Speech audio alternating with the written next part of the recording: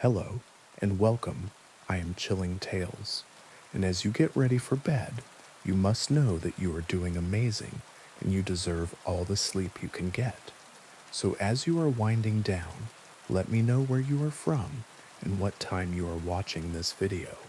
Like and subscribe to help the channel if you'd like. Now put your mind at ease and let the story unfold.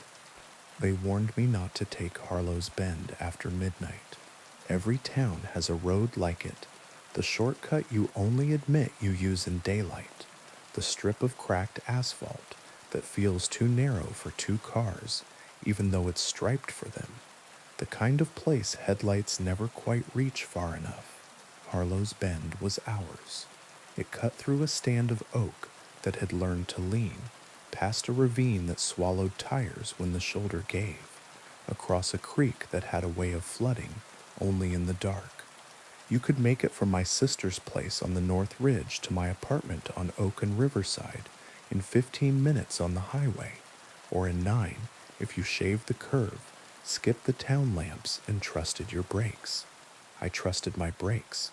I had trusted them for years. It was the rest of the car, me, that had started to feel suspect. I left my sister's later than I meant to.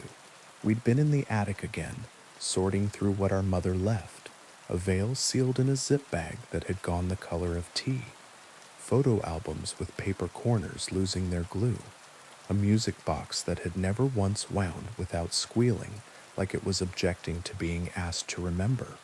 We found our father's army jacket and a letter he never sent.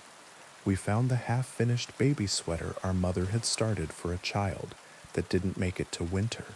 We found at the bottom of a tub of Christmas lights 3 Polaroids of Harlow's Bend in daylight from before the county stopped mowing the ditches. Ribbons of road, nothing to be afraid of. By the time we'd put it all back in different boxes and had exactly the same argument about exactly the same things, keep, trash, no, that's not trash. Rain had started, big lazy drops that hit the porch light like moths. My sister offered the couch. I said no. I thought I needed to drive, and if I had stayed, I would have taken the couch long enough to dream the kind of dream that makes you square your shoulders for 3 days. The highway was closed after the river bridge. A crane stood where lanes should be, blinking red like a scolding. The detour sign pointed toward town, long and patient. Harlow's Bend cut 30 minutes off the drive. The sign didn't say not to. The rain wasn't bad yet. I told myself the stories were for kids. I told myself I lacked that caliber of superstition. So I turned down the bend. The first mile is always fine. It's a 2-lane with a line that's more suggestion than law, and the trees don't lean yet. They stand there like they're making themselves available for the idea of a forest. The first culvert rattled my tires the way it always did. I passed the rusty mailbox with no name, where teenagers leave notes for each other in summer. The gap in the fence where the deer pretend they need an invitation. My wipers squealed their small, infuriated squeal. At the second mile, the trees close in. Even in daylight, there's a hush there, the air gone mossy and heavier. At night, the oaks knit their branches like women in pews, and the road loses the word shoulder. My headlights always feel weaker here, like they're working through grief. This time they felt like they were working through my grief. I leaned forward, chin over the wheel, and tried not to make bargains with my own eyes. The sign came up too fast, and also right on time. Slow curve ahead. It's a rectangle pitted with rust and old BB shots, the kind of sign the county replaces every other year, and this road eats as practice. It was swaying on its post, just slightly, though the night had gone windless. The rain hit it, ping, ping, and the swaying didn't change. Okay, I said out loud. Saying okay to nobody is a way of telling yourself you're the one who gets to answer. I eased my foot. The car did that float thing it does when you find the edge between control and the road, doing you a favor. The radio crackled to life. I hadn't turned it on. Static bleached the air, then cleared like someone lifting a bowl off a candle. Under it, a voice, not a station, not a song, a voice in the register of a person trying not to panic. Don't stop, it whispered, shredded, no matter what you see. I thumbed the dial out of reflex. The needle didn't move, or it moved and the sound didn't change. The voice shivered up through the speakers, as if it was using my wire. Keep driving, it said. Not louder, exactly. Closer. I pressed the power button. The radio went dead. The silence after had a texture, fine like dust. The curve is tighter than it looks. You can make it without touching the center line if you've had enough practice, and nothing unexpected is there to argue. My lights swung, slick across black. They slid over bark, over wet. They found the woman standing at the shoulder. She wore white. Maybe it had been white once. Now rain had glued it to her body. A slip, or a dress, or some nightgown that shouldn't have been anywhere but a house. Hair dark with water stuck to her cheeks. One hand lifted, thumb out, that old American prayer. I have driven past men with signs, and women with strollers, and boys who thought they could outrun cars. I know how not to stop, but she lifted her head and looked straight through the windshield into me. Her eyes were my mother's. I braked so hard the back of the car did a little prayer to physics. The tires hissed on the wet. We stopped. We stood in it. Me, the engine knocking like a nervous knee. Her, head canted, rain dividing into small insistences on her jaw. Mom? I said, because reflex is bigger than adulthood. Her lips opened like she was learning how again. Please, she said, caught between breath and word. It's cold. Let me in. There's the part of your brain that remembers what 7 feels like. There's the part that has a stack of notices about this exact situation clipped and waiting in a drawer. It's not her, the adult told me, efficient. It's the road. You don't know that, a smaller voice said, sullen, and I hated it for sounding like me. I thumbed the lock. She slipped in like rain slips under doors. You swear you closed. The smell of her was rain, and something tinny I didn't want to identify. Her hands folded in her lap like she was waiting for a nurse to take her back. Up close she had my mother's face, and also not. The planes were right. The story underneath wasn't. Thank you, she said, and smiled, and the smile was almost right. Then I glanced in the rear view. A man sat in the back seat. I hadn't heard the door. I hadn't felt the shift of weight. He was just there, thin the way hungry can be elegant, a gray suit that didn't belong anywhere but a photograph, a grin that didn't have anything to do with a mouth. I jerked the wheel. The car swayed. Who are you? I asked the mirror. The woman didn't turn.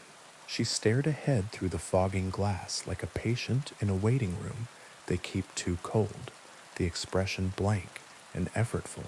The man leaned forward until his mouth was near my ear, and the cold of him went through the cotton of my shirt as if it had been waiting for that particular patch of skin. You shouldn't have stopped, he said, almost politely. Now it knows you. I floored the gas. The car fishtailed, caught itself, roared. The curve stretched, then collapsed. Trees became lines, and then noise. The woman didn't move. The man's laughter came from behind my face. The next sign came sooner than it should have. Same rust freckles, same tilt, slow curve ahead.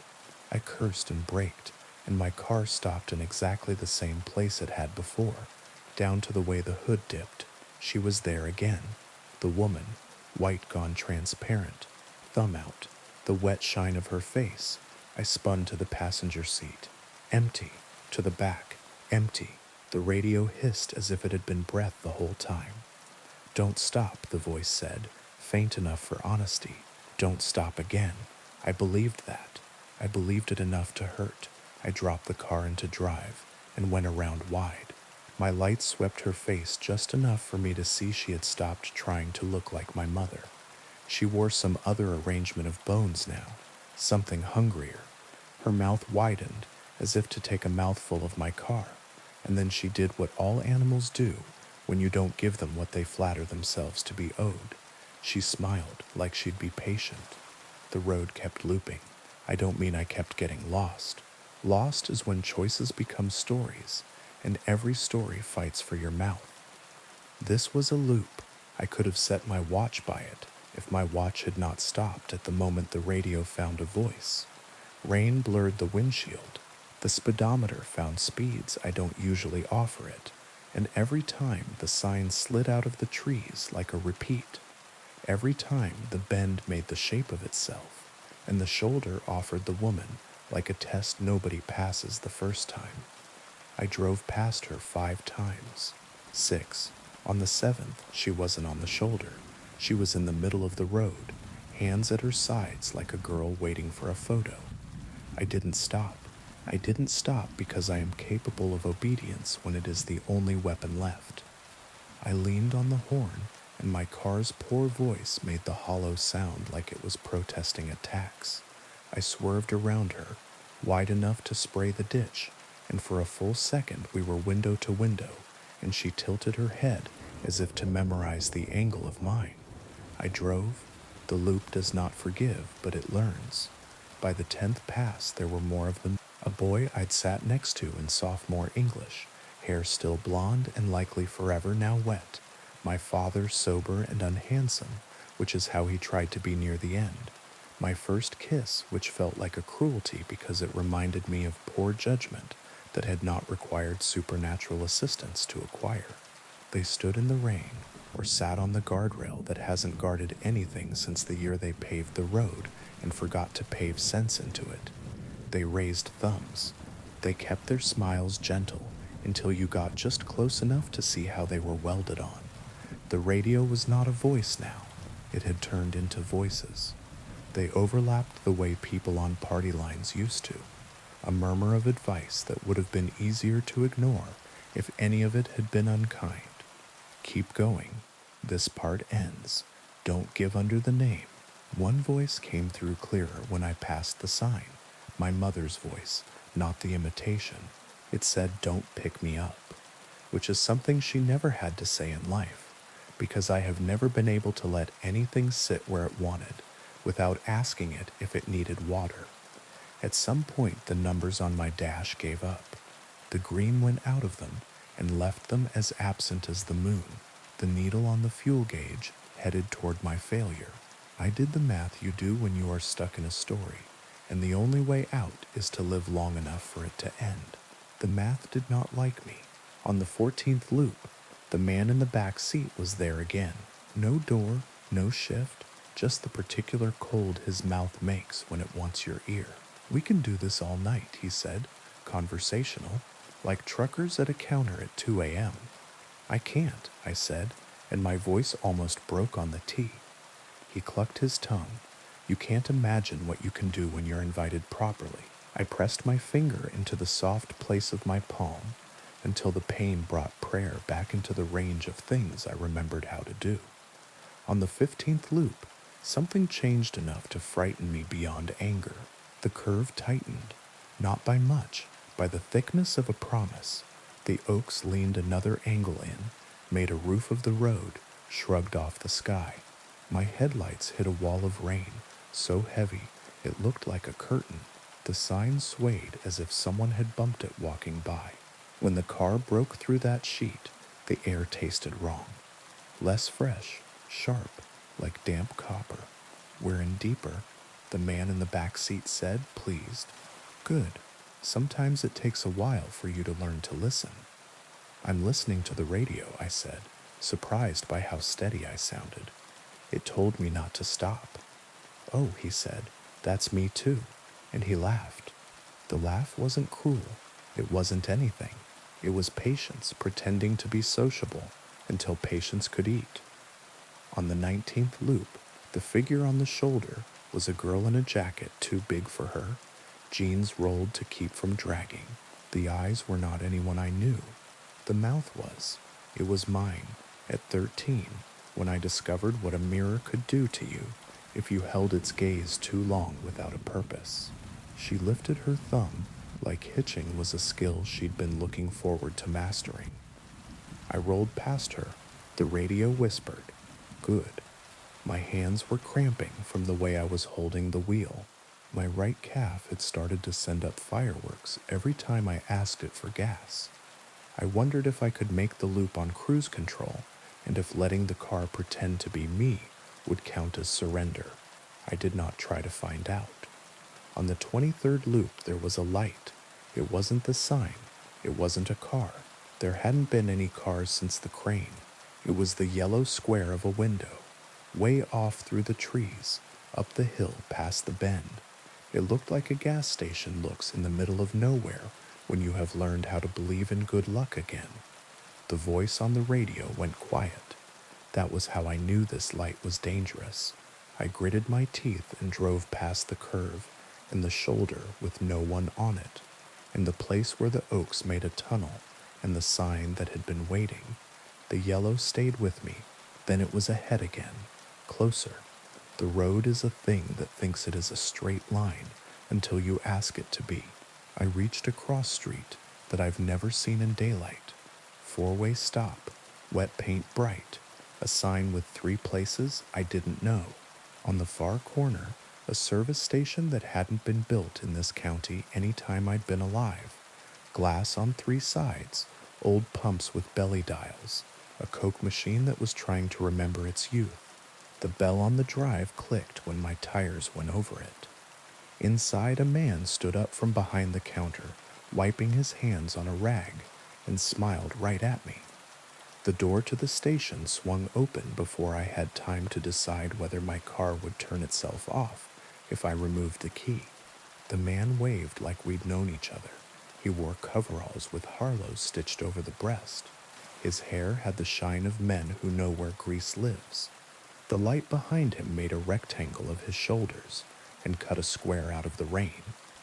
"Lucky night," he said. His voice came through glass. It felt like it came up through the floor of my car. "You're near out, aren't you?" I checked the gauge. If it had any truth left, it said I was a quarter from being interesting. He laughed. "You're past empty. We can top you off. Come on in and sign." I turned the radio back on with a finger I couldn't feel. Static. Then a voice I recognized because it had told me to eat when I didn't want to sit when sitting was the worst. "Don't go inside," my mother said, very tired and very exact. The rain slackened in that way. Rain does when it wants you to feel sorry for it. Harlow, if that's what he was wearing, and that's what he wanted to be, leaned his hip against the door jamb and scratched a cheek that didn't itch. "Your mother," he said, friendly, "always thought she could keep you from making friends." I should have driven. I should have backed out with my hands steady.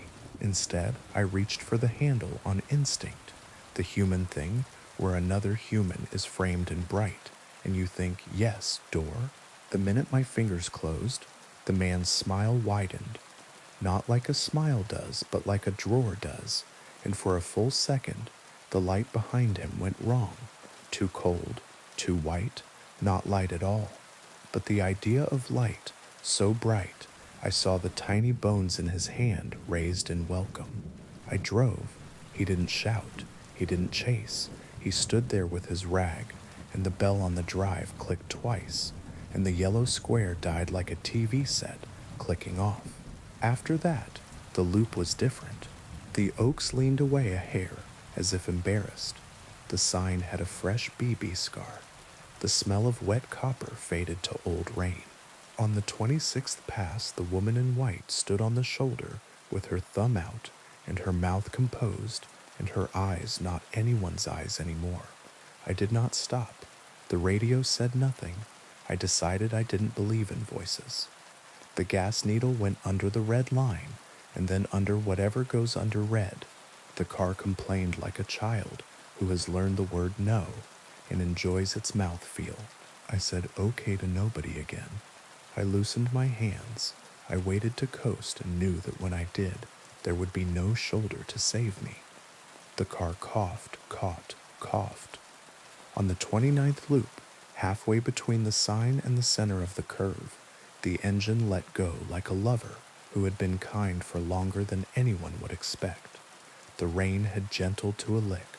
The wipers squealed, and then went still because I switched them off to hear what absence sounds like. The road carried me. Momentum, then stubbornness. The car rolled almost politely, as if it had been reminded of manners it learned in a driveway and decided to show them to me. The woman stood in the middle of the road again. Her dress clung and defined. Her hair drew letters down her neck. She did not raise her thumb. She raised her hand, palm out, the sign you use to make someone stop from across a room without talking. And because my foot was already on the brake, it felt like obedience. I could have let the car do what it would do and aim for shoulder and stall and sit with her at the window while she learned my mother's mouth again. I put it in neutral and steered for the edge. The tires found gravel. Gravel found ditch. The car settled with a long, relieved exhale, as if it had been trying to spare my feelings by taking its time. She walked toward the driver's side slow, the way women in bad commercials walk toward convertibles. Her face was my mother's again. She had found the exact wrong smile. Please, she said, and it was my mother's voice with the morphine gravel in it, and also the small humor a person uses when you are disappointing them. Don't be cruel. I'm not, I said, which was the first true thing I had said to the road. I'm busy. She laughed with both sides of her mouth. Behind her, in my back seat through the fogged glass, something made the shape of sitting. The radio clicked on by itself and made a sound like a phone connecting. A second voice. A man said, "We're almost done," as if we were both waiting for a bus. I cracked the window an inch. The air smelled like petrichor and old pennies, and the mint gum my mother chewed when she stopped smoking. What happens if I get out? I asked. The woman cocked her head. Rain streamed. You walk, she said. You walk back to where you were supposed to go, and when you turn around to see how far you've come, the road will be behind you as if it had never existed. Will you follow? She looked amused. I'm always in front. I closed the window. I turned the key. The engine offered me the small wheeze a pet gives when you try to coax it back past wanting. The radio whispered, "Foot now," and I put my foot on the gas as if the car could be tricked into remembering that wanting and doing are cousins. It coughed. It died again. I sat with my hands open on my knees. Rain dotted my jeans through the crack in the seal where the door had never fit right. In the rear view, the man leaned forward, closer now, as if about to tell me a recipe. You know, he said, there's a way to make this pleasant. You pretend your grief is a passenger, and you give it your lap, and you keep your hands on the wheel, and when it reaches for your throat, you call that intimacy. Is that what you want? I asked. Intimacy? That, he said, or patience. He put his hands on the back of my seat and the springs in its side. My mother knocked on the glass. Not anger, not demand. The knock of a person who expects to be let in because you love her and also because she is cold. I looked at her hands. The nails were wrong. My mother bit her nails until they were careful, half moons of small shame. These were clean, oval, perfect, and that was what saved me. I'm sorry, I said, to the wrong hands, and the dress, and the rain, and the road, and the voice that had used the radio like a throat. I can't help you. When I put my hand on the key again, the engine started. No coaxing, no cough, just the ordinary small miracle of pistons remembering their shoulders. I slid the car back onto the asphalt like I was leaving a dance with a partner who would tell stories about me later. The woman's face fell through 3 expressions too many to belong to one person.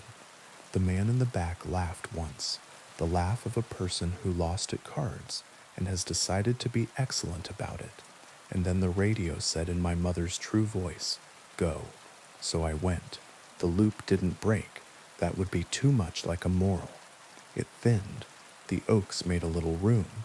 The sign swayed like someone had kicked it from a passing truck. The curve felt less confident about its own geometry.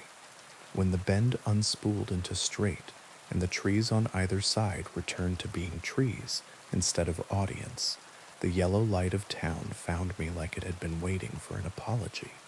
The car ran on fumes and relief into the empty grid of 2 a.m. My streetlights are sodium orange. They made the wet look warm. I parked under the tree that drops helicopter seeds in spring like a dad showing off for his kids. The engine ticked, rain softened to memory. When I turned the key off, the radio clicked and then whispered, so soft I thought I might be inventing it. Home. I sat there long enough for the windshield to fog over the places where my hands had been. When I lifted them, they left prints that looked exactly like prints. In the rear view, there was nothing but the back seat, and my jacket thrown on it, and the dent where I'd once dropped a toolbox and lied to my landlord about it. The woman's face, my mother's face, did not swim up. The man did not make himself comfortable. The road did not find a way into my cul-de-sac and rest his elbows on my hood and ask me to step outside. Inside, I hung my keys on the hook my sister insists we have so I won't lose them. I went to the bathroom and turned the light on and looked into the mirror because sometimes bravery is just that mundane. My face was my face. The glass behind it reflected the open door, the hallway with the thrift store runner, the frame of a photograph I had hung crooked a year ago and stopped seeing. I slept with my shoes by the door and a towel over the bedroom mirror. I woke 3 times to the sound of rain that wasn't there. Once I woke to the sound of the radio in the living room, trying to tune itself. I got up and found it unplugged and put the plug on top of it like a parent does to a remote.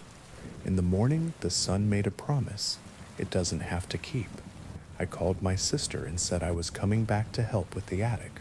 She asked if I'd taken the bend. I told her I'd taken the long way. Neither of us used the words for those 2 things. I don't drive Harlow's Bend. Not after midnight. Not when the rain starts. When people say shortcut, I say no. When teenagers at the diner say they saw the woman in white, I ask them what shoes she wore, and if they say they didn't look, I pay for their coffee, and I say next time, look at hands. Hands never learn how to lie correctly. Sometimes late, when the wind comes down from the ridge and the night learns where it forgot to be quiet, my radio will click in the living room. Once it said softly, keep driving, like a goodbye that did not require my answer. Once it said my name in the voice I already carry inside me, which is my mother's, and I said nothing back because some loves stay the size they are only if you don't feed them the wrong thing. If you take Harlow's Bend after midnight, you might make it. People do. Most come back with a story that gets longer in the retelling and a smile that tries too hard for your benefit. A few come back and stop smiling as if they've used the muscles up and are saving them. A handful don't come back in the way that gets counted. If you go, keep the radio off or on. If you're the kind of person who needs a voice to argue with, don't stop. The woman will be someone you know or someone you wish you had. If you must look, look at hands. Don't follow yellow squares into lit rooms that don't belong to your day. If you stall, it will ask you to be polite. You may be everything else you are, but don't be that. When you get home, and you will, if you keep your hands and your yes to yourself, sit in the quiet and listen to your house breathe. Put a towel over the mirror if it makes you feel like you made a decision. Call the person who keeps your spare key and tell them you were going to call anyway. If the radio clicks and a voice uses your mother's grammar, remind the air that you already know how to drive. Sometimes the bend will try to be in front of you again. Sometimes it will be. When it is, there is no trick, only this. Keep moving. The loop likes patience. Don't loan it yours. And if the road says your name exactly right, don't give it the comfort of correcting its pronunciation. Keep both hands on the wheel. Remember the sign. Let the curve be a curve and not a commandment. Count to the far side. When you reach it, do not look in the rear view to check. The bend loves that. It loves to be believed.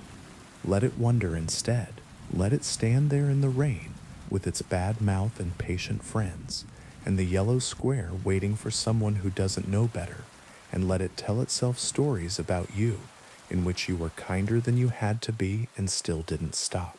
That's how you win on Harlow's Bend, not by defeating anything, but by refusing to audition for the part it's been saving for you since the first sign swayed and no wind moved it. Now, on to the next story.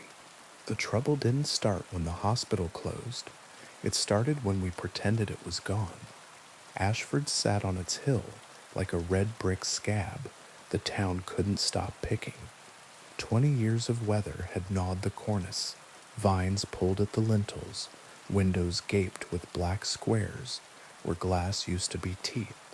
Still, the building kept its posture, chin up, listening. Teenagers dared each other through the front doors. Ghost hunter channels climbed the stairwells for clicks. We told each other the place was basically a ruin, which is something people say when they want a thing to stop having obligations. I'm a paramedic. Buildings that refuse to be finished are my workplace. You learn their moods the way you learn families. Which door sticks, which elevator lies, which hallway collects the fights. But a building isn't supposed to watch you back. You're not supposed to feel the light in a broken window tilt to follow you as you cross a parking lot. The first Ashford patient we got in the ER made it hard to keep performing indifference. He came barefoot through the automatic doors at 2 in the morning on a police escort, clothes torn, soles shredded by glass. He wasn't drunk. He wasn't high. He smelled like wet plaster and the inside of a pipe. He hugged his head as if he could make his skull one size smaller. "Don't let the windows see me," he told me when I knelt by the gurney. He wouldn't let me shine my light in his eyes. He flinched from the stainless panel on the cabinet. He turned the monitor screen away from himself with a frantic hand. "Cover them. Everything that can see you back." The attending ordered a sedative. Tamsin, the triage nurse, the one who keeps a spare banana in her pocket and hands me crackers when my blood sugar forgets to exist, stepped in with the syringe. The man looked straight at her and smiled with too many teeth for the rest of him. "They already marked you," he whispered. "It's too late. You looked." She flinched. He couldn't have known she'd gone to Ashford the week before with her boyfriend and 2 of his idiot friends to film some urbex, as if the word could make a century behave. I only knew because she'd laughed about graffiti, helped me written upside down, while we restocked oxygen. The sedative took him down. We tucked sheets over his cut feet and told the chart a polite lie. Agitated, likely intoxication. Observe. 2 days later, Tamsin's husband found her at dawn, sitting on the sofa with both hands in her lap, staring at the black TV. Her eyes were wide enough to sting. She didn't blink when he said her name. When he switched the TV on, she flinched so hard she bit her tongue and started to cry without making a sound. They admitted her to psych, EEG normal, MRI clean. The note in the chart said, catatonia, with a question mark, because charts like punctuation when certainty is expensive. The rumor in the break room said it out loud. Ashford followed her home. A week later, we hauled in a college kid who'd gone in with friends. They said he'd paused at the second-floor bathroom mirror as a joke, then wouldn't stop looking. By the time they dragged him out, his palms were bloody from trying to scrape his own cheeks, as if his face were something stuck on wrong. He sobbed in our rig so hard he couldn't breathe. I bagged him gently and murmured like you do to a panicked horse. He choked out. He smiled first. I tried not to. It made me. That should have been enough to keep me away. But paramedics are bad at believing other people's lessons. We need to touch the stove ourselves. It was my partner who pushed. Dan chews gum like it owes him money, keeps his boots polished for luck, and thinks superstition should be paid in mockery, not reverence. Black mold, he said, when the third Ashford-adjacent call came in, and the plasma screens threw our faces back at us, a half-second slow. Snaky whatever, spores mess with your head. You think mold makes mirrors lie? I asked. I think mold makes people sick. Sick people interpret the world with whatever stories they preloaded. He flicked his gum into the trash with the cheerful spite of a man who has been wrong often and hates to add to the count. Off shift tomorrow, 30 minutes. N95s. We sniff and go. There are 1,000 places I won't follow a friend off duty. Bathrooms in bars, living rooms with men who say they don't need help and keep their fists in their pockets. The hill. I meant to say no. Then I thought about Tamsin's wide eyes. I thought about the barefoot man's teeth. I said fine, and hated the part of me that can't leave a bandage unlifted. We parked by the rusted gate just before midnight. The moon looked like a peeled egg someone had held in a hand too long. Our flashlights cut cones through a smell like pennies in rain. The front door lay on its side like a tongue. We stepped over it. The lobby tile cracked under our boots. Graffiti shouted the vocabulary of 16. Help me kill her inside. A wonky pentagram layered until yesterday's jokes turned into a sediment of old fear. We swept the first corridor, patient room doors with narrow wired windows. Our lights stuttered our forms across the glass. Two tall shapes, masks on. I forced myself to keep my light on the floor because floors tell the truth about the day. See, Dan said, trying briskness. Mold and kids. Smell? I asked. We both sniffed like dogs. The air tasted metallic, a battery on a tongue. Mold threaded through. Sure, but not the headline. Halfway down the hall, he stopped. Hold up. My body recognized his tone before my brain did. I felt the small muscle under my eye start its private idiot tick. He raised his light at the nearest door's wired window. Two figures stood in the reflection. Me and Dan, except my reflected face wasn't moving. Not the eyelids, not the throat. When I lifted my hand slow to prove something stupid to myself, the woman in the glass stayed very still and watched me with interest. Dan's reflection tilted its head like a dog hearing a new word. Dan had not moved. We backed up in even steps. The figures in the next two windows pressed their palms to the glass with a soft, thick thud. Our hands stayed where we'd put them. In the third window, my reflected mouth twitched up, small and private, at something no one had said. We took the stairwell door at a trot that didn't look like fleeing, because pride is a habit you can do in PPE. The stairwell breathed cold. Every landing had a wired glass window. Every window had a face pressed to it. Some of those faces were ours, multiplied and scaled wrong like a child's collage. Some belonged to people I knew and didn't. Tamsin, the barefoot man, a boy who died in July with a pit bull whining at the curb. Every face wore an expression slightly out of time. On the third landing, a mouth opened, as if to ask me to hold something. I did not stop. The basement door stuck and then took offense. We slipped through into air that tasted like burned sugar and batteries. Mirrors lined the walls, standing, leaning, stacked in a jittery circle like teeth. Some wore ornate frames with the silver gone to cloud at the edges. Some were cheap rectangles with the safety film bubbled. Some were wardrobe doors that remembered shoulders. They faced inward, angled to catch a center point. Something stood at that point. I wish I could tell you it looked like a man. It didn't. It looked like the part of a mirror that refuses to be glass. A tall, narrow disobedience. Faces skinned across it. A deck riffling. Mine, Dan's, Tamsin's, the barefoot man's, the college kid. The mouth of each face was wrong. When mine surfaced, she smiled too soon. The mirrors in the circle shivered delicately, a dog's ears at a whistle. The thing lifted an arm and pointed. Its arm didn't have joints. It simply bent. We ran.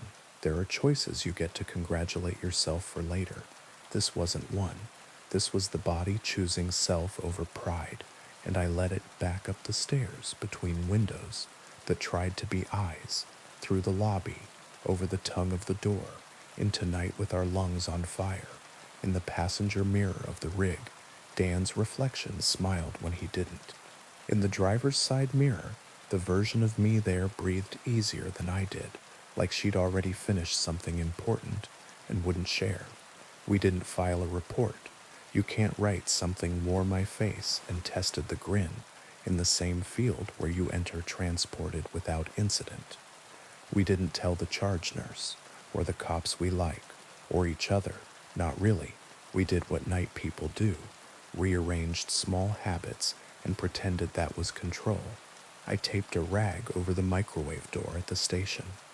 I put gaffer's tape over the shiny logo on my watch.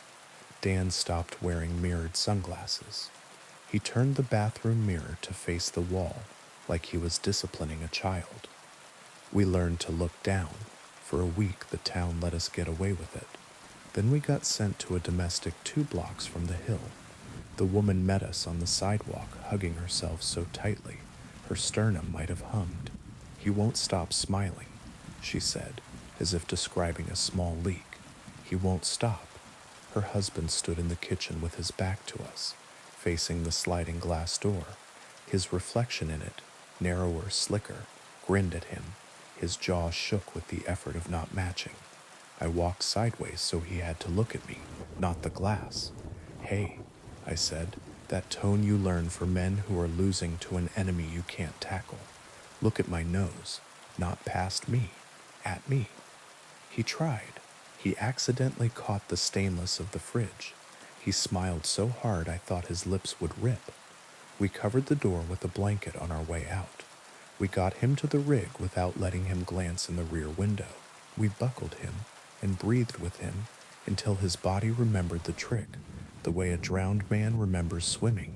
He calmed. My hand shook only afterward, when I had no more job to do. That night, because apparently I don't like myself, I drove past Ashford with the windows up and the radio off. Air from the hill tasted like pennies and old rain.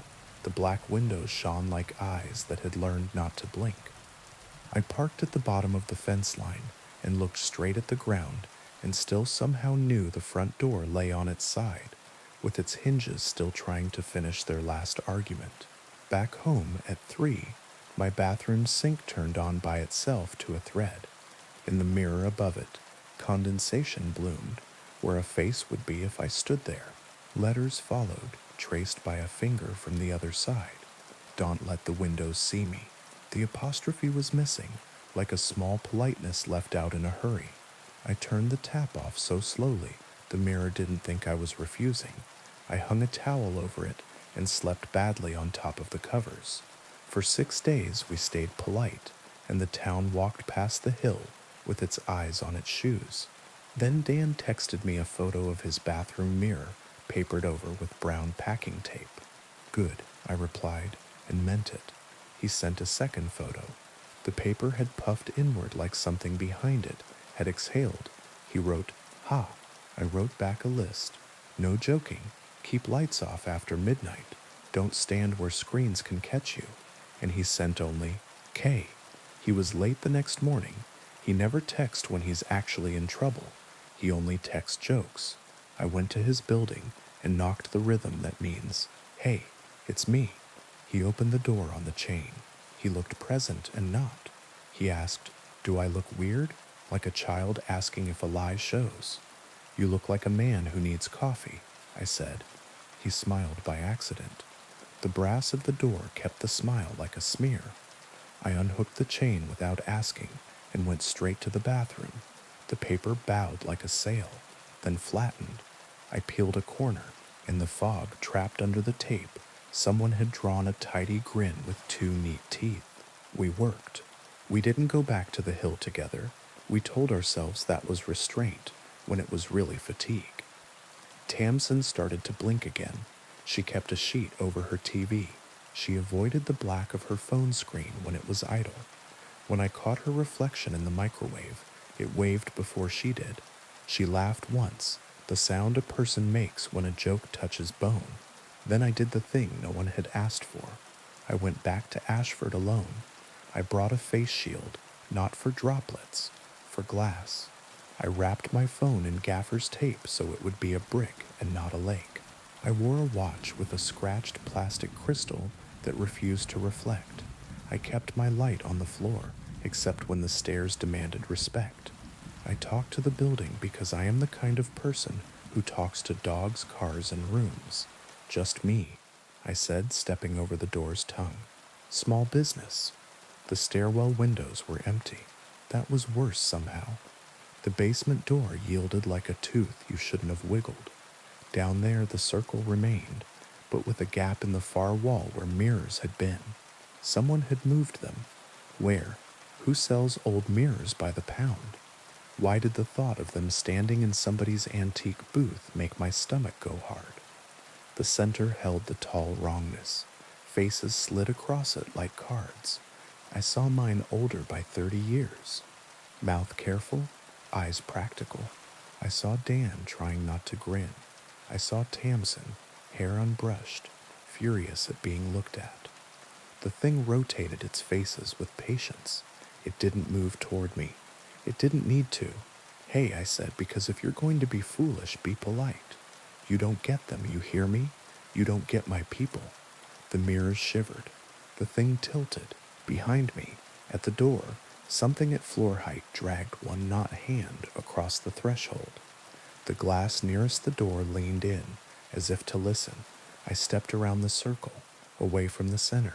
I put both palms against the nearest mirror. The glass was cool, then cold, then warm, the way a hand finds your temperature and tries to keep it. I talked to it the way I talk to a patient's child. Your job is to give people back what the day takes. Haircuts, ties, lipstick, who we are when we have to leave the house. Not this, not doors. The mirror hummed, old TV hum, the kind I could hear as a kid even when my parents thought the set was off. The surface steadied. The woman in the glass matched my breath again, not ahead of me, not with a borrowed mouth. I moved to the next mirror. Palms, talk, third, fourth. The oval with the ornate frame was most stubborn. It kept trying to paste Dan's mouth on my face. I pressed until my wrists ached and told it the list of what my hands have fixed. A kid choking on a grape, a bleeding man lowered gently so his mother wouldn't hear him hit, a prom dress hemmed over a bathtub while someone cried into a towel because she wanted to look like herself and not the idea she'd bought. The oval warmed and yielded my face back to me. I didn't finish the circle. Holiness is above my pay grade, but I spoke to enough surfaces that the room changed shape. The pressure eased, the way a bar quiets when one voice starts a story everyone needs to hear. The thing in the center dragged my face up again and made it grin like it knew something final. I didn't let it keep the moment. I turned my back on it. Movies tell you never to do that. Movies were filmed by people who adore looking. I faced the circle instead.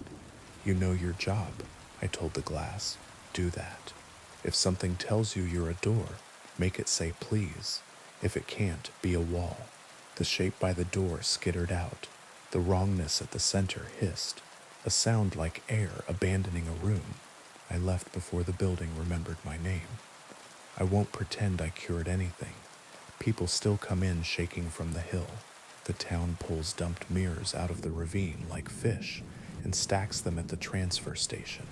Thrift stores have stopped pretending they ever get decent wardrobe doors. Tamsin keeps a sheet over her TV and a hand over the camera on her laptop, and when her reflection waves first, she waves back, small, as if humoring an anxious child. Dan took the paper off his mirror and texted me a picture of a blank tile wall, with the caption it blinked first. I've stopped lecturing my friends. I talk to surfaces instead. I cover the bathroom mirror after midnight. I keep the rig's side mirrors aimed at the ground, unless I'm merging, and when I must look, I say aloud, give me what I need, not what you want. The black of my phone screen shows only my thumbprint smears. If it ever shows my mouth when my mouth isn't doing anything, I put it face down. Some mornings, I forget to uncover the mirror on my dresser before I leave for shift. I come home, and the towel is slightly askew, lifted by a finger width. I smooth it flat. The glass feels cool under the cotton, as if someone on the other side is learning manners. I tell it the names of the people who need it: kids with bobby pins in their teeth, old men trying to tie a tie again after a funeral, a woman who wants to see whether her hands make her look like her mother's hands yet. I tell it they matter more than whatever the hill thinks it is owed. When night presses its mouth to the window and asks for a smile, I let it fog the glass. The fog outlines an oval. I don't trace it. I stand there with my hands open, and when the fog clears and the glass remembers the streetlight and the opposite brick and my face, I say good, because sometimes approval is the only prayer that does any work. If you ask me whether Ashford is haunted, I'll say it's habitual. The town looked at the hill for too long, and the hill learned to look back. Mirrors are obedient. They were happy to help. The trick isn't to destroy them, it's to give them better instructions. We still carry people out who can't stop smiling. We still cover sliding doors with blankets on our way past. We still breathe with men until their chests remember to lift by themselves. On a good night, you can watch someone glance at a black surface and then decide not to, and that tiny act of refusal feels like a hinge choosing to stay a hinge. On a bad night, I wake, and the bathroom sink is running again, a slender thread like a vein. The towel over the mirror has slipped. In the corner of the damp glass, two careful teeth appear in a neat little grin. I wipe them away with the side of my hand and go back to bed. In the morning, the glass shows me as I am, sleep-creased, competent, uninteresting, alive. I run a thumb along the line of my jaw in the reflection, and the woman there matches me, on time without expectation. The window behind her shows the river and a cloud, no extra faces, no borrowed smiles. If the hill wants more than that, it can wait for another town to forget a building. We're busy. We have real people to look after. Now, on to the next story. I didn't believe the stories about the river until I saw the lights myself. Everyone in town had a version. They said if you drove the South Road by the water at night, you'd see lanterns bobbing on the current, sometimes red, sometimes white, sometimes blue, like a torch drowned too deep. Old men said they were the souls of miners who drowned in the floods of 22, forever looking for the path home. Teenagers swore they were UFOs, swamp gas, or headlights playing tricks. The church folk shook their heads and muttered about demons that mimicked light to lure you close. I thought it was folklore, the kind towns like ours needed to keep themselves interesting, until the night I followed them. It started simple. I was restless. The cabin I rented sat 2 miles off the river, with no neighbors except raccoons that knew how to raid trash bins. I couldn't sleep. I couldn't read. The night pressed heavy, so I got in my truck and drove. The road to the river was narrow, lined with leaning oaks that made the headlights crawl like nervous fingers. At the bend where the asphalt ran close to the water, I saw it, a pale blue light hovering just above the current, bobbing gently as if tied to a boat that wasn't there. I slowed, squinting. It wasn't a reflection. It wasn't the moon. It pulsed softly, like it was breathing. Then another appeared 20 yards downriver, glowing red. Then another, white closer to the bank. I pulled over, killed the engine. The night swallowed the sound, leaving only the lapping of water and the drone of insects. The lights didn't waver. Something in me said go home.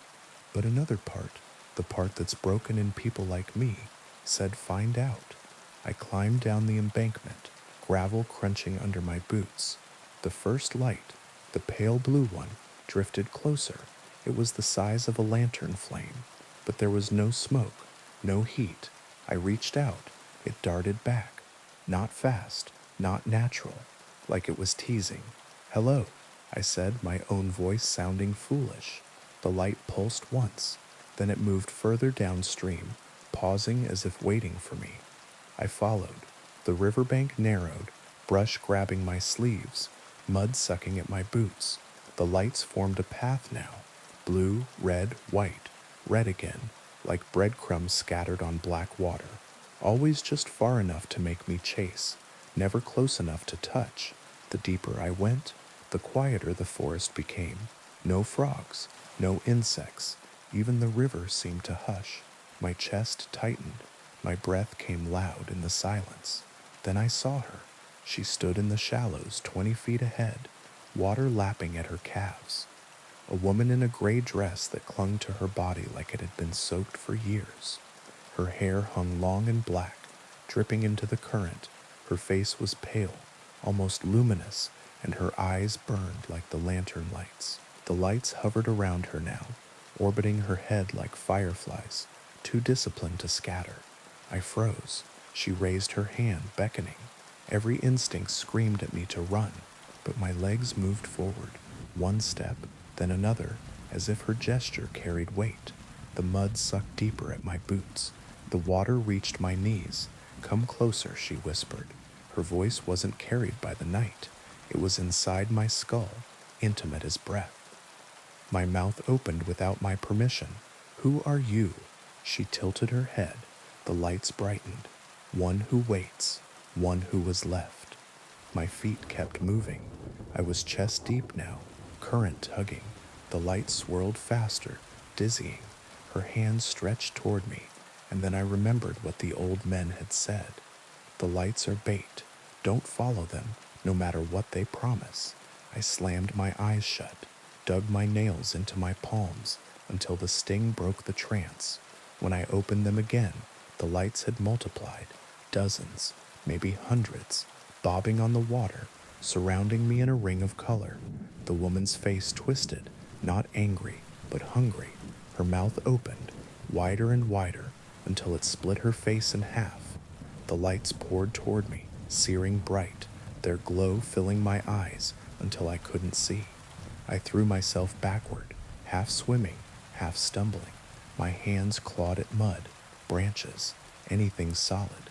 Something brushed my ankle, slim fingers, cold as river stone. I kicked wildly, broke free, and scrambled up the bank on hands and knees. Behind me, the lights wailed. That's the only way I can describe it. Not sound, but pressure, a chorus of grief that pressed against my bones. Then silence. I didn't stop running until my truck was in sight. I tore the door open, fumbled the keys, and gunned the engine so hard, gravel spit from under the tires. The rearview mirror showed nothing but darkness. Back at the cabin, I bolted the door and sat shaking until dawn. I told no one who would believe me. In town, they'd just nod, the way people nod when they've heard another fool join the list of near misses. But I've noticed something since. Every night when the river is close, I see faint glimmers through the trees, not bright enough to mistake for lanterns, not loud enough to make me follow, just enough to remind me they're there.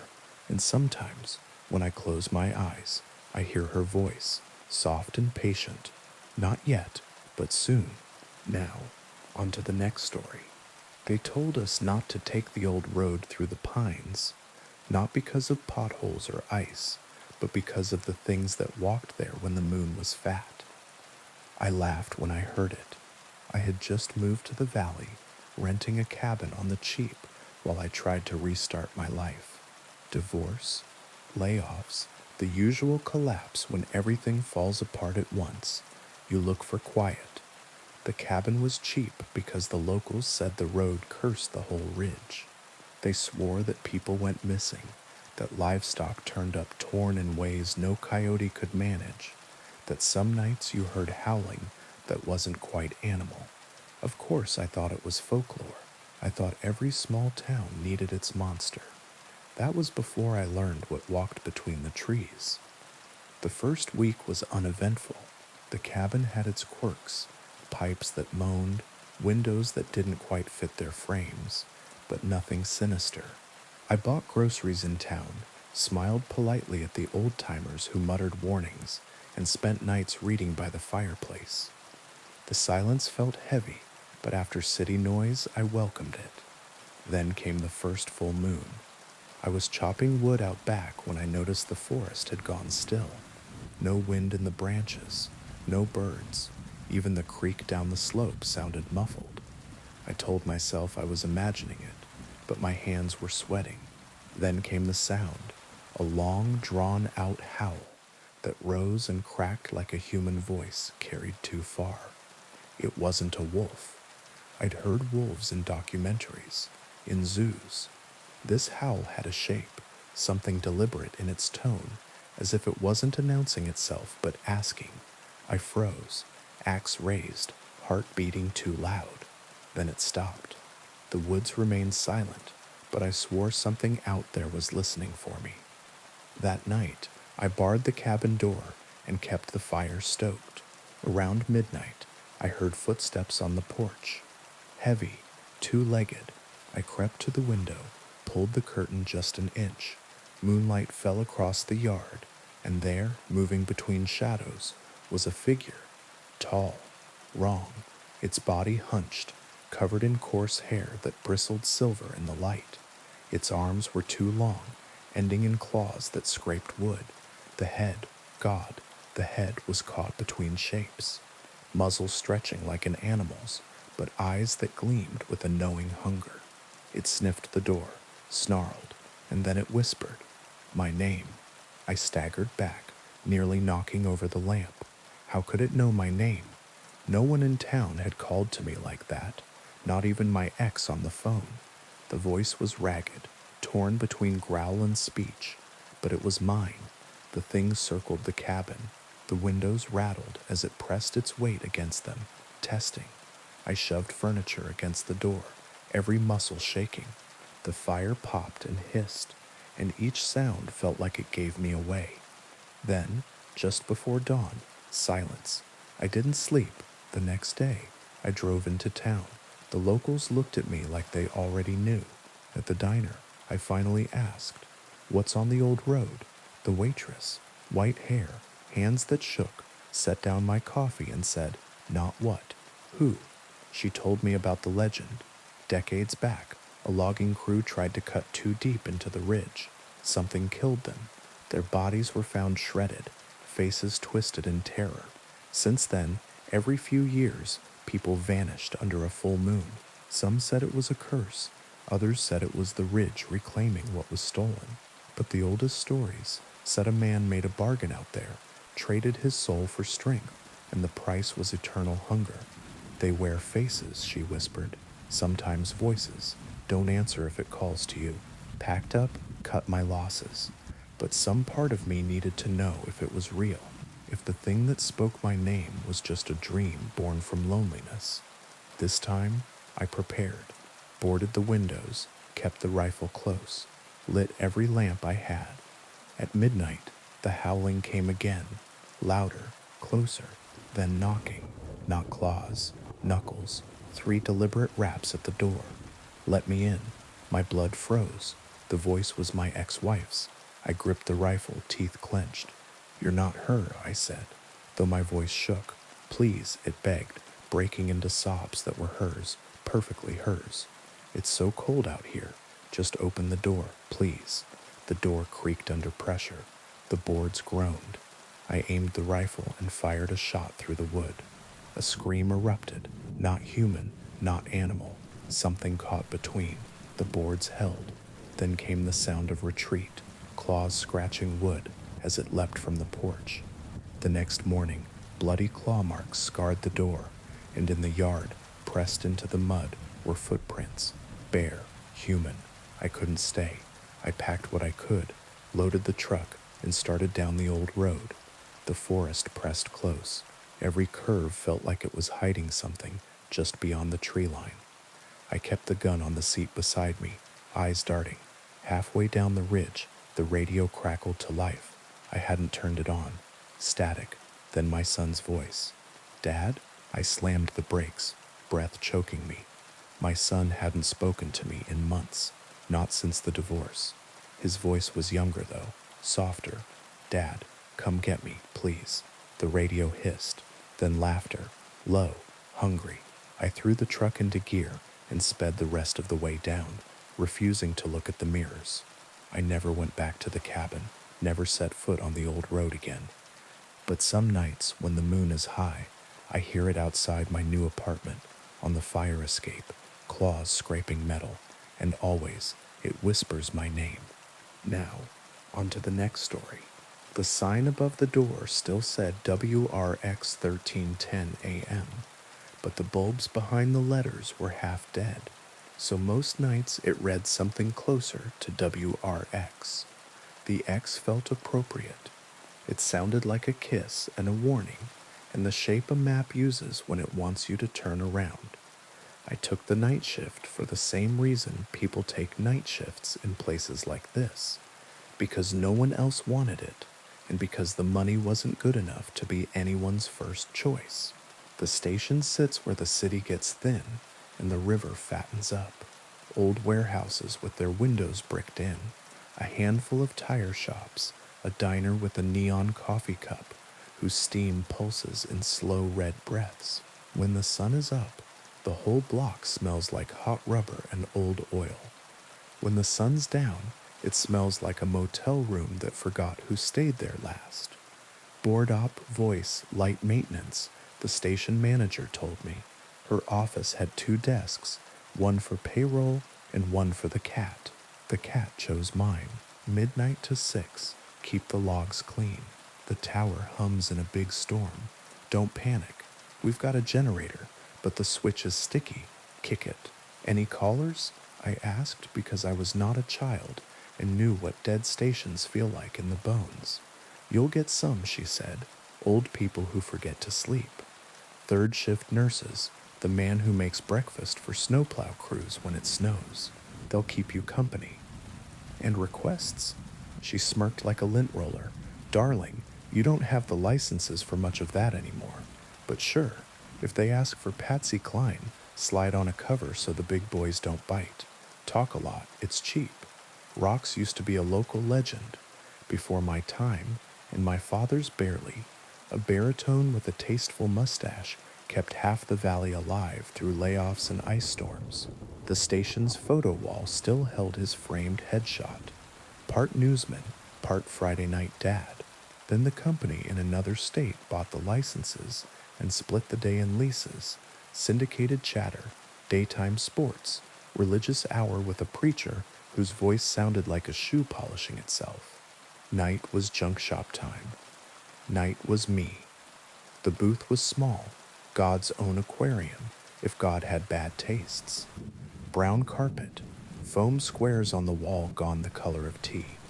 A console older than my first crush, the board patched with tape where mic 1 used to be and where phone sometimes pretended. A window looked into the bullpen that no shows used anymore. Beyond that, a hallway with framed black and white photos from the station's good years, and a door that stuck in humidity. A sign over the hallway switch, "Do not turn off the red light, under any circumstances." The red light hung over the outside door like a drunk moon and burned whenever we broadcast. It meant on air to anyone who knew. It meant something else to me by the second week. I started the way you start in a haunted house, by pretending you're the one doing the haunting. "Good midnight, Valley," I said, my voice lower than it is in my human life. "You're up late with rocks, caffeinate me if you can. Keep me awake if you can't. Nurses, write me. Drivers, honk in a beautiful key when you pass a red light swinging over a tired door." People called. Her name was Dee Dee. She worked laundry at Mercy and wanted something with a backbeat to keep her legs moving. A man I assumed was divorced because of how carefully he didn't mention anyone. Asked for an old love song and then said, "Never mind, I shouldn't." A woman who wouldn't give a name just breathed for a minute and said, "Finally, he's asleep. Can you just talk to me until I'm sure?" I talked. The night talked back. The tower hummed. The first time the phone rang without ringing, I figured the line was dirty. You know the sound old wires make when they realize there is no longer enough world on the other side to carry them properly? That quick, soft chirp like a bird practiced into silence? It did that. The light didn't blink, but the line was there. I punched it because silence is harder to sell than even a bad voice, and said good midnight. Warox? A woman breathed. She had the careful cadence of a person who practiced being calm when she didn't want to be. It sounded like she was in a closet without room to kneel. Is it you tonight? She asked. Depends, I said, my hand hovering over the pot fader, because I am not a fool. Who am I supposed to be? The one in the glass, she said. You're new. Newish, I said, and in the window my face looked like someone I hadn't met yet. I like the way you keep the levels even, she said. The last one let the songs hurt. They hurt anyway, you know. You don't have to help.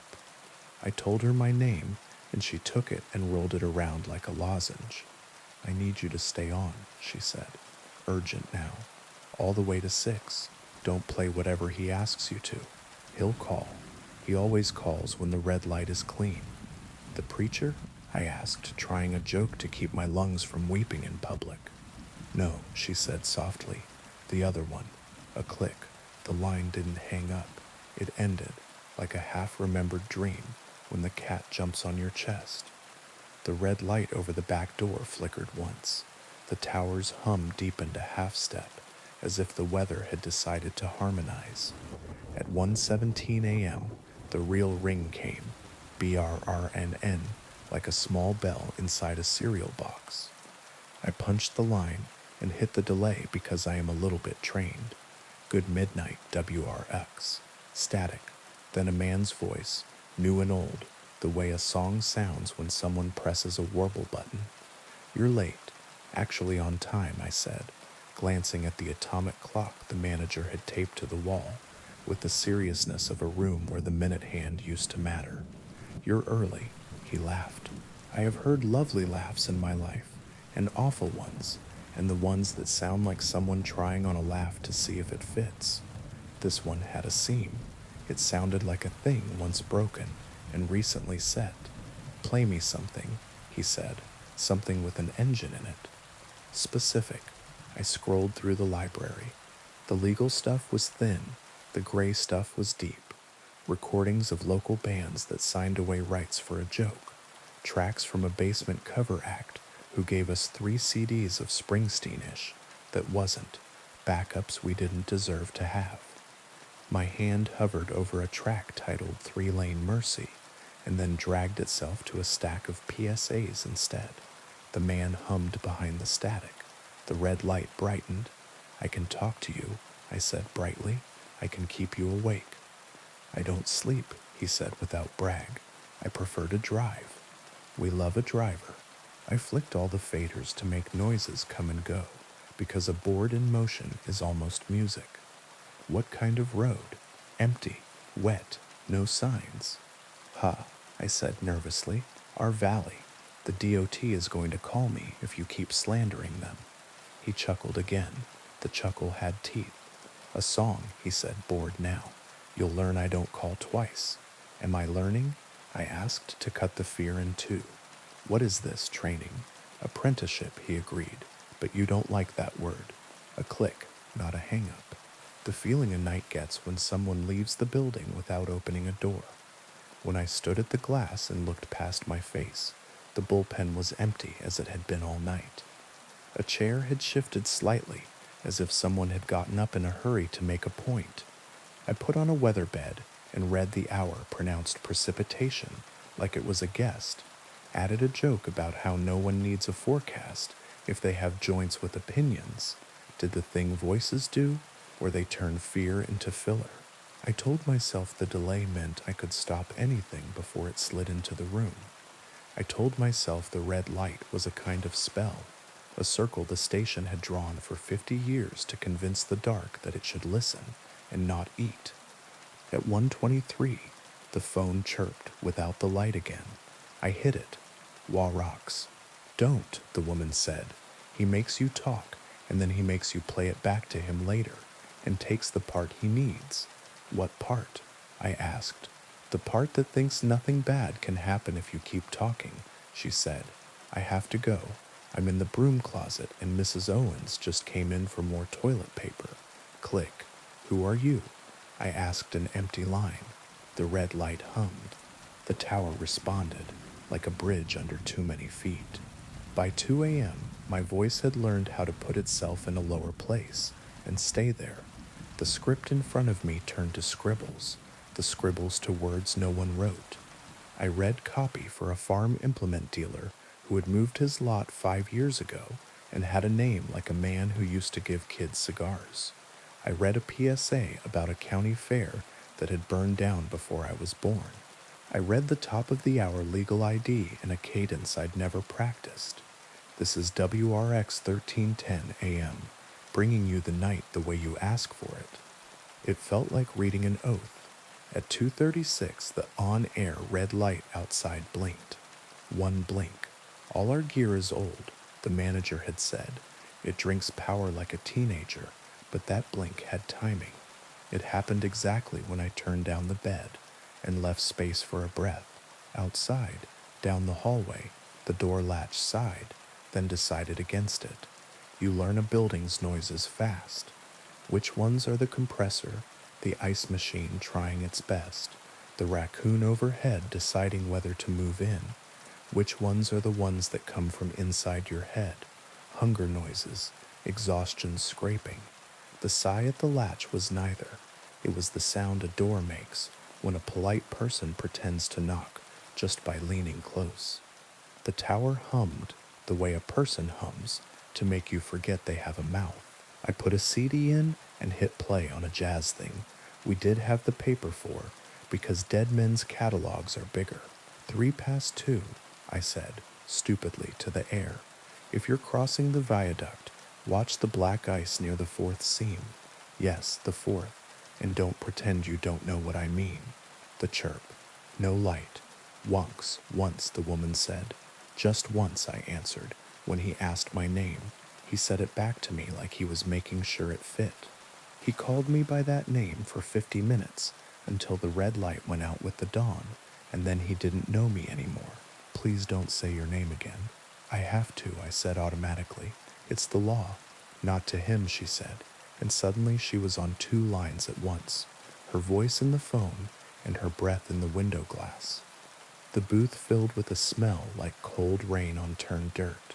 If you feel the need to explain yourself, you are already doing what he wants. Click. I filled between songs like a fireman's arm. The board seemed to know my hand. The little start buttons glowed warm as if my fingers were their plan. My throat went dry, and I drank coffee that had been made in the last administration. My pulse learned the routes of each ad break as if the console had laid them in as paths for animals. At 3, I swore I heard the baritone from the old station Headshot chuckle from the hallway, a friendly sound with one extra tooth in it. PSA from the library, I said, queuing up a recording from whatever era WROX had money for a library. Story hour Saturdays 11 to noon. No unattended children. A reasonable request. The child in the recording laughed on cue. Too high. The laugh elongated like tape left on a radiator. The red light outside burned brighter. Call in and tell me about the best, worst road you ever drove, I said, panicking toward Small, because people call up the perfect roads, and those are never true. The chirp again. What's your best, worst road? I asked, ready to hang up if laughter came with seams. County 12, a male voice said, flat, before they fixed the shoulder. Ah, I said, because that road eats cars when it has nothing better to do. The place where the crossbuck leans because there's absolutely a train and absolutely no track. Right, he said, and then the voice changed. He said my name, the way a parent does when they're about to ask you to get in the car, because the hospital is where you need to be. Play me something with drums. No, I said, before the part of my brain that does social grease could step in. We've got no license for anything except a sad version of Take 5. Play me the Not Quite, he said, and the radio's delay light flared and died as if the thing in between me and the air decided it could get there quicker, another way. I put on the PSA again. Remember, I said, my mouth speaking while the rest of me went still.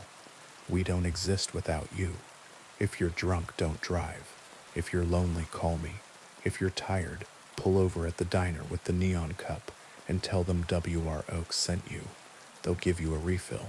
Tell them I sent you, the man on the line said in my head, not in my ears, and the red light outside fluttered like breath on glass. I am not brave. I am not a hero in the way stories like to sell hero. I did not recite scripture or salt the threshold. I did what night shift people do. I chose the next small thing I could do and did it stubbornly until it looked like courage. I slid a CD into the disc tray and played 2 minutes of Rain because the station had a local artist who had recorded City at Night with a hand mic and a roof.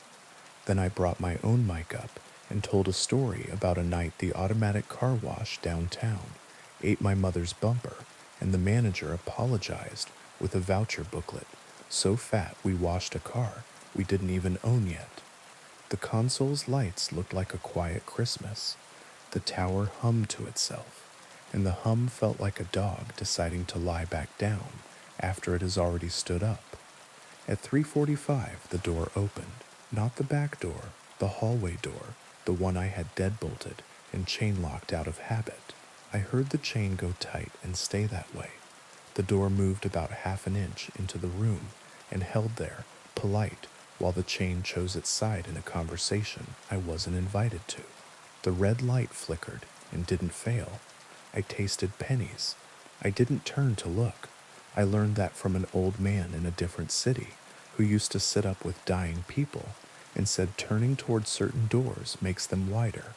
I told a different story, this one about a gas station night clerk who used to let me count his packs of Marlboros when I was 9, and he wasn't supposed to let kids in the booth, and he did anyway and taught me change, which is kindness, no matter what the world says it is. The door eased back and closed. The chain sighed as if it had been complimented on its figure. It's harder when they're polite, I said into a microphone no one had asked a question into. At 4, the woman called again. It was the real ring this time. You're doing well, she said. He's bored. He's in a car with the windows cracked and the heater making sounds. He wants to drive through the city and listen to the station bleed into another. He wants to catch you as you ghost out. Her breath warmed the glass. Frost formed where she said my name without saying it. Don't say you'll keep him company. I won't, I said. I'll keep other people company, and he can listen to that. Better, she said. Tell them something they can hold on to when the red light goes out. So you're real, I said, because no one should trust untested angels. Not exactly, she said. I'm one of the things that happens when people need to talk into the dark, and the dark needs someone to talk through. We organize ourselves after a while. We hold our own hands. Are you dead? I asked, which is a rude question, and the only one I had strength to carry. I am on the side of the glass that doesn't fog, she said, which is not the same. Why do you care? I asked. Why me? Because your voice is tidy, she said. Tidy, I repeated, offended. It has corners, she said. Things with corners can keep the rain off people. Sometimes you keep the rain off things that do not deserve it. Her tone cooled. You will never play him what he asks for, even when he makes you want to. Promise. I promise, I said, and the room breathed the small sigh of a contract signed. By 5, it felt like the booth and I had become one instrument. The board sliders were a spine. I scratched a note, and the station changed shape. I lied, and the ceiling dipped. I told the truth, and something in the tower straightened.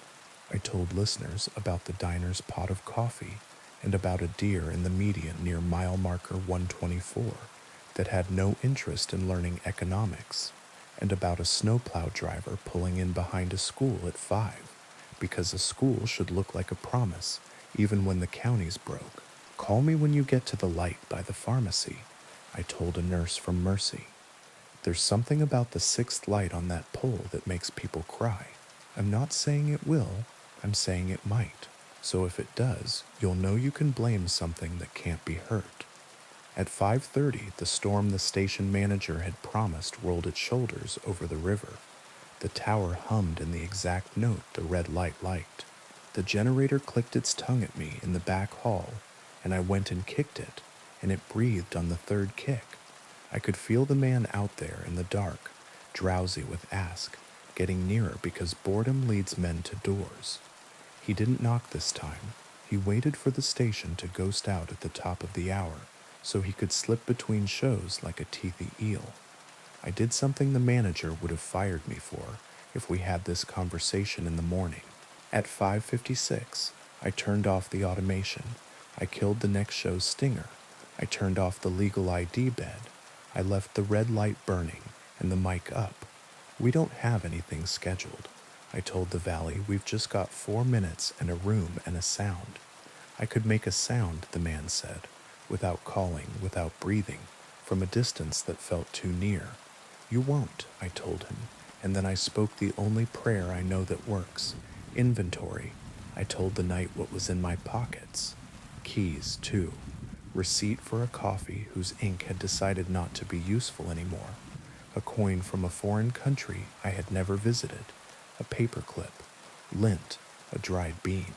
I told the night what was on the board. One dead channel where mic 3 used to be. One half-alive phone. A CD with a play button that had never failed me. I told the night my full name. First, middle, last. Not into the phone or to the man, but to the people in their cars. To the nurse on the verge of the pole that weeps people. To the snowplow driver. To the old man walking his apartment, because every step is a decision and the floor is a map. I told them my name, so that later, if the man called and asked, I could say you missed it. I gave it to someone else. At 5:59:30, I said Wallach's 13:10 a.m. We are still here. At 6:1 the red light went out, not a blink, off. The hum of the tower changed to the low, uninteresting tone of proper business hours. I could feel the man's mouth make a shape of an annoyed smile.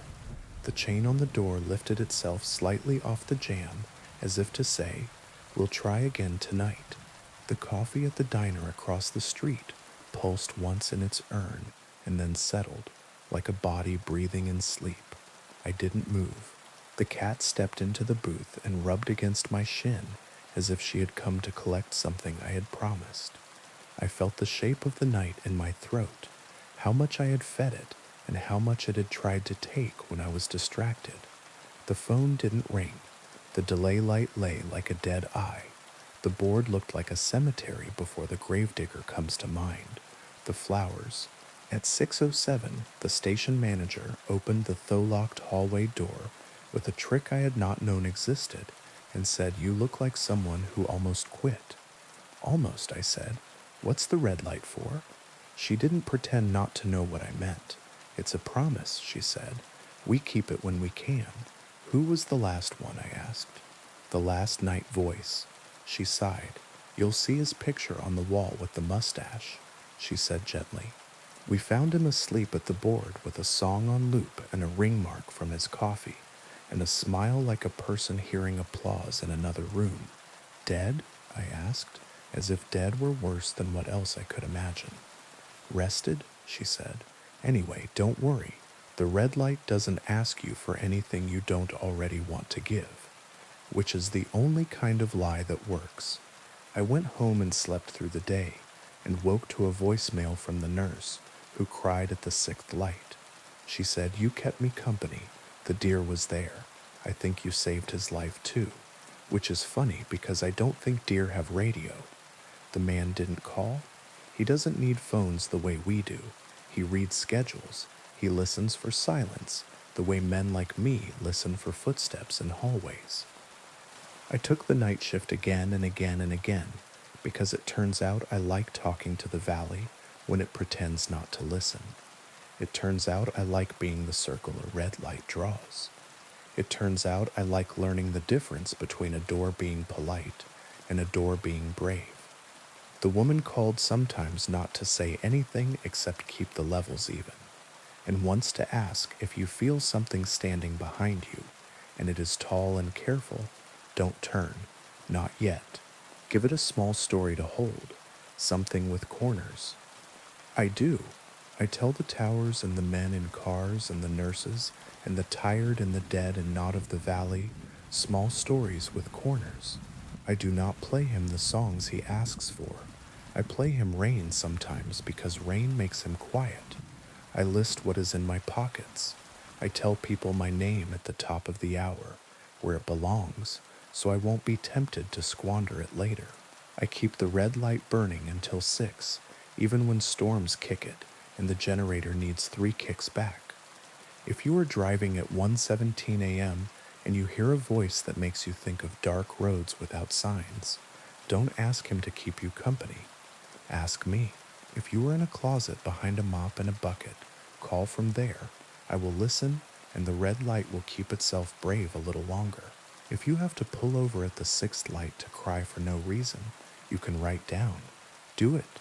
I'll tell you the names of the things in my pockets until you are done.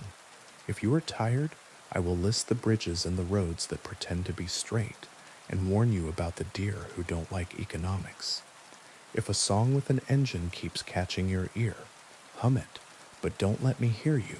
He listens for that. He is always on the line that doesn't blink. When the dawn takes the red light, and I tell the valley the call sign and my full name, and say we are still here, know that I am saying it to the glass too. I am saying it to the door that breathes. I am saying it to the old mustache on the wall, and the cat, and the woman who lives on the breath side of the window, and to the tower that sings when it rains. We are still here, for now. Now, on to the next story. The first time I heard the station call a stop that doesn't exist, I thought I was mishearing my own voice. The graveyard shift in central control isn't glamorous. It's a room that smells like warm plastic and old coffee, half lit so the wall of monitors wears the city like a dim aquarium. I sit under a map that pulses with tiny lights, trains as fireflies, power blocks as bones. Between midnight and 5, it's mostly ballast, a few last runs rattling home, a lot of empty track, and in between the city's heartbeat, learning to keep quiet. Next stop, Marrow Street. Doors open on the left. I had just finished the 0210 slate of automated announcements. Delay on the blue, elevator out at East Market. Mind the gap if you still believe in poetry. My finger hovered over the console touchpad, the way it does when you're done with a thing, but not ready to admit it. The speakers that run our internal feed murmured with the uninteresting sounds of a station at night. Hum, draft, a distant cough.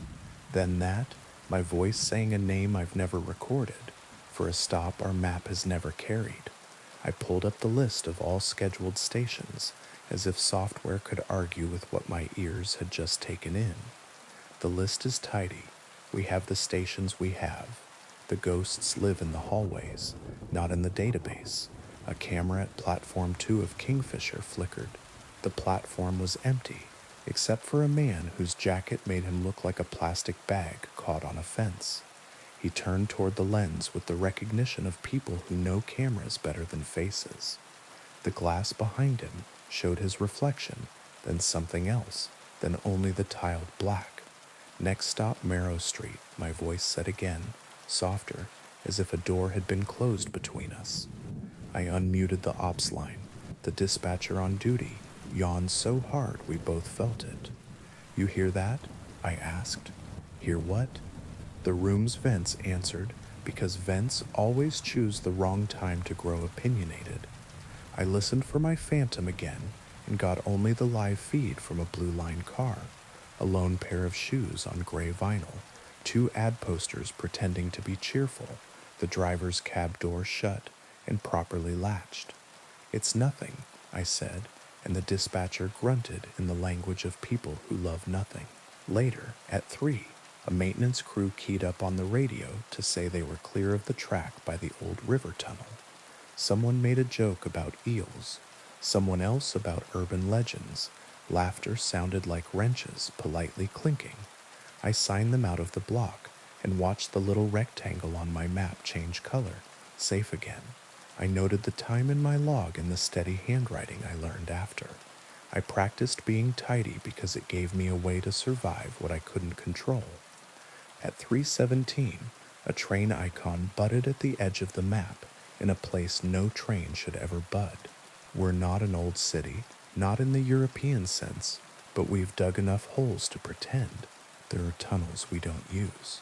Some got flooded, some got walled off when the new line's curve didn't agree with the old. There are rooms under stations that appear on the original schematics as storage and whose keys we don't carry anymore. There are tracks laid for promises that budgets never kept.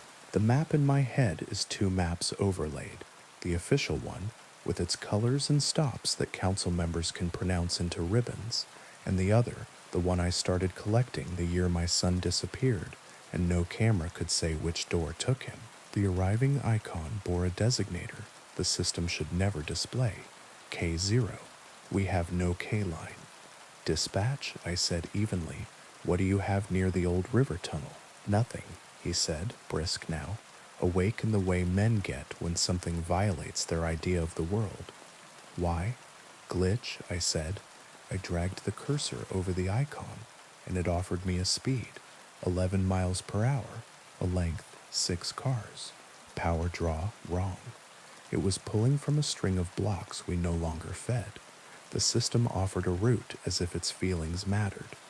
The route ran past 3 stations we don't staff anymore because no one lives on the river flats now, not since the 3rd flood. Past that, it made a sharp left where left is wall, and climbed toward the interlocking that separates green from orange. It did not slow. It flowed like water in a basement. Do you want me to call the cops? Dispatch asked, and I imagined uniformed officers in a room that smells like our room, staring at a bank of screens and practicing disbelief. Negative, I said. Probably a logging error. I zoomed. The icon held steady, like an animal refusing to be shooed. Technicians can look in the morning. Next stop, Hickory Gate, my voice said on the internal feed, calm as a priest. Doors open on the right. We have no Hickory Gate. I switched to the driver to control line. No one called in. The rolling stock cameras showed the same thing over and over. A long night to nowhere. On camera 2, a woman slept with her mouth slightly open, clutching a paper bag that had the shape of dinner. On camera 4, someone had scratched a set of initials into the wall by the second seat from the door, the way teenagers do when they believe in future archaeologists. On camera 6, an ad for a mattress clung stubbornly to a frame that had been meant to hold real plastic, not 3 layers of overlapping tape. Call the interlocking, dispatch said. Tell them to go eyes on when the whatever it is reaches it. Copy, I said. Then, because there are chores that keep terror from finding your throat, I wrote a maintenance ticket for a flickering light at beach. I set the ventilation at Haviland to circulate once an hour, because sometimes the air is the problem people can't name. I ticked time forward a minute with my fingertip and watched the K0 get nearer to a place we control. In the corner of the room, under the map and its polite pulsing, sits a shelf of things lost. Not the big lost and found, that's at Central Station, open weekdays 10 to 4, guarded by a woman named Nisha, who remembers children by what they loved enough to misplace. This is the other lost, the things night people scoop from platforms and stairwells between trains, because sometimes objects scare the daylight crew, and sometimes the daylight crew scares the objects. A cracked pair of glasses, a scarf that smells like wet wool even when it's dry, a child's shoe with a Velcro strap that never quite learned to stick, a plastic ring, a toy phone. I pick things up. That's how my right hand stays busy when the left is counting minutes. The toy phone weighs almost nothing. It's meant for a toddler. Big buttons with pictures instead of numbers. A tiny speaker that chirps when you press the star. A face sticker rubbed half off. It has no battery compartment. It has never had one. Press the star and it chirps anyway. When the K0 reached the interlocking, the camera there showed what I expected and hated, nothing. Track. the red eyes of signal aspect as if it were holding its breath for an express that never runs at this hour. The wall beyond, stained in a certain way because water, like rumor, finds the same paths over and over. I toggled the light control for the next station in line. The station lights came up like a nervous laugh. The internal feed said, in my voice, "Next stop, Ashdown. Doors open on the left."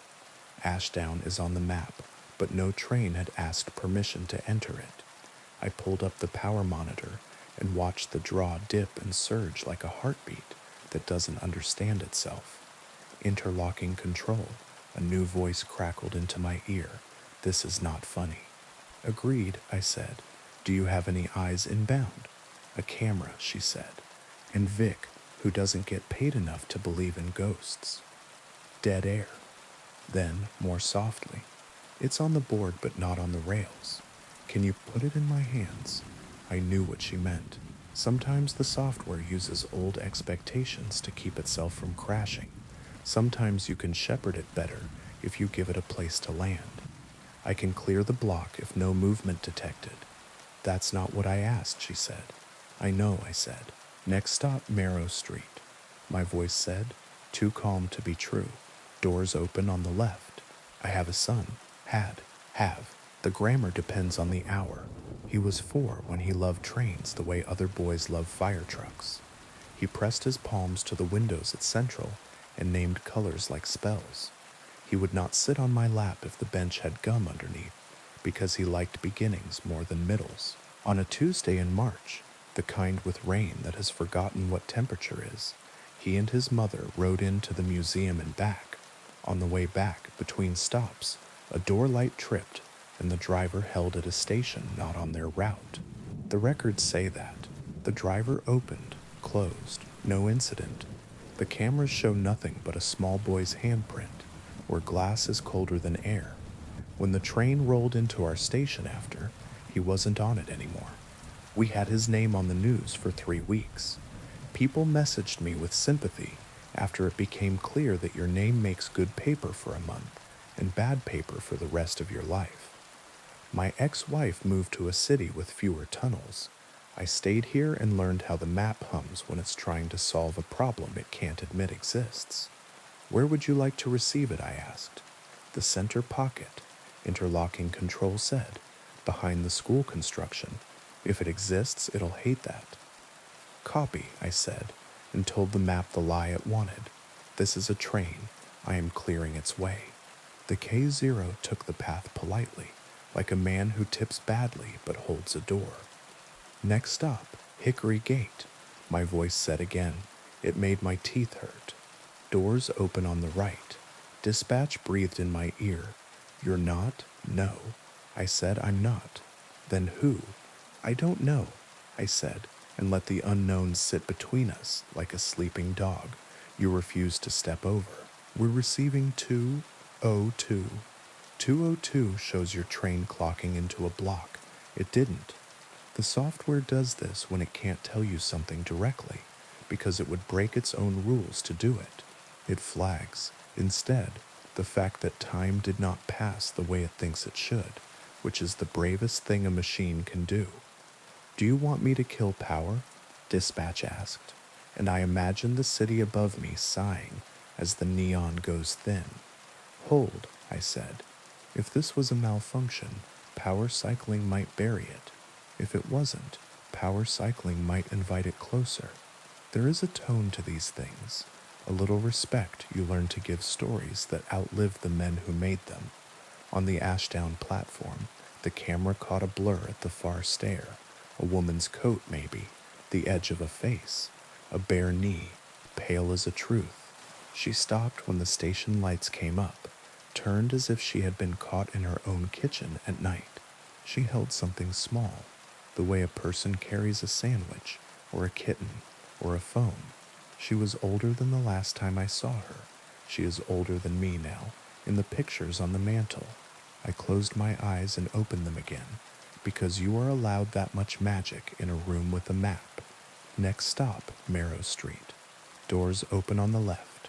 The K0 icon reached the pocket we had offered it. It paused. The camera showed only the pocket track's oil slick shine, as if someone had set a mirror face down. A breath caught in my throat in a way that did not respect my job. In the glass in front of me, the toy phone on the shelf lit, a star on plastic white, a glow with no battery to blame. I pressed it without meaning to. The chirp it made is for toddlers, a sound that exists in a world before uncertainty. The intercom fizzed, not the internal feed. The system-wide, the voice you use when you need to tell the whole city something at once and expect it to obey. I had not keyed it. Doors opening, said my voice. On the Ashdown camera, every door on a train that wasn't there folded back. Passengers don't fall for magic the way movies tell you they do. They hedge. They test with a toe, a breath, a turned shoulder. A kid with a skateboard touched the air where a door would be if there were a train. A woman pulled her purse closer to her chest, turned away, and then turned back, as if fear's hand on her shoulder had become rude. Someone laughed. Someone else said God without meaning anything ecclesiastical by it. On camera 3 in the Blue Line train, I had been watching earlier. The sleeping woman stirred. She lifted her head, blinked, cursed a soft local curse. The ad for the mattress promised less insomnia if you settled your debt to foam. The child's faces on the ad looked like they were asleep, so they could sell to mothers. Doors closing, my voice said, kind as surgery. On the Ashdown platform, a small boy, 4, 5, ran between his mother's knees, the way my son used to when he wanted to turn a no into a yes, trusting entirely the hallway a body can make. He ran into the light and did not hit anything and vanished in the specific way you want to believe. No child can. His mother screamed, not a movie scream, the sound a person makes when the train leaves, with the part of you it never had permission to take. I stood. The chair rolled backward and banged the shelf. The toy phone slid and fell and didn't hit the ground. It hung in the air for an extra full second, like it was waiting for a hand to catch it from the other side. Then it dropped, light as a candy wrapper. Kill power, I said, and dispatch swore. Power cycling a system in motion takes a checklist longer than the time you spend on it. He threw 3 breakers anyway. The hum in the room changed pitch like a hive that just remembered it was bees. Lights on 2 stations hiccuped and came back sulky. My board went dark, then warm. On the Ashdown camera, the woman fell to her knees and slapped her palms on nothing and left warmth on air the way candles leave on photographs. You can't do that, the interlocking op said in the cool tone of someone who can't afford to cry. You can't take the whole city out on a hunch. It's not a hunch, I said, and the toy phone in my hand pressed the star by itself and chirped like a heart monitor. The K0 icon vanished. The software offered a balloon of text. Ghost train cleared, then swallowed it politely, as if to apologize for its joke. The monitors returned to their aquarium, empty tracks, the occasional janitor, a rat practicing stairs. Dispatch muttered about reports and reprimands, and he would cover for me, and please don't ever ask him to do that again. In the Ashdown feed, the woman's hands lifted from the perfect air and left 2 ghostly prints fading on nothing. She turned her head toward the camera. Her mouth shaped a name I know very well. The morning managers arrived at 6, smelling of clean shirts and the kind of sleep you earn by not knowing what night is like. I filled out 3 incident reports with words that made sense, then signed them with a hand that had not had a place to rest in hours. Someone brought donuts. Someone charted the power dip against a maintenance window and shrugged. The city above us stretched, checked its phone, and pretended to have dreamed nothing. At 9, after the commute, the woman from Ashdown came into central control. Not many people even know where we are. They pass under our rooms every day and never think about who pushes the announcements and turns the air and sends steel where steel must go. She had a face I had seen younger. She had been the kind of pretty that doesn't realize it, and now was simply true, in the way a person gets when she has buried enough people to stop asking why. She carried a paper bag that had once held a sandwich, or a kitten, or a phone. She didn't look at me. She set the bag on the counter and said to no one. He was holding my hand. Then she left, and the smell of wet wool followed her out. Inside the bag lay a child's shoe with a Velcro strap that would never quite learn to stick. The city is generous with its stories if you stay late. Over the next weeks, more voices came through the internal feed when they weren't supposed to, calling stops that don't exist in my tidy database. Hickory Gate again, a station called Unthink, a place called South March, that old maps list as a marsh. K0 rolled its impossible route 3 more times, always after 3, never at the top of the hour. We learned its habits and it learned ours. When it called doors, it wasn't only for the lost. Sometimes it took fear, sometimes it gave it back. Once a man put his palms to the space where a car should be and stepped backward as if something had nudged his knees. Once a dog bristled and then lay down, obedient to a whistle we couldn't hear. I do the brave thing now when it comes. I don't fight it with breakers, not unless someone is about to give the night what it cannot return. I open the right yards so it will hate them and pass. I light the wrong platforms so it will miss. I speak into my own microphone and fill the city with useless inventory, a clock that's 3 minutes slow, the names of bridges that don't exist anymore, smells the fans can't explain, so there is less room for the other voice to coil itself into the day. I never say my son's name out loud, not in the headphones, not in this room where the map loves names. Sometimes the toy phone lights by itself, and I put my palm over it, like you do a candle you mean to smother kindly. It warms my skin and pretends not to. Next stop, Marrow Street, my voice says on nights when I have not recorded anything, and somewhere under the river where the concrete sweats and paint remembers flood, a 6-car nothing rides along a track we didn't lay, carrying everyone it's owed. The city will tell you there is no K-line. The city is technically correct. The K-line is a habit the tunnels picked up from us, the way we want everything to be a line with stops and starts. But habits are real. They make routes with or without your permission. The night has its own signage. The walls have their own way of reading maps.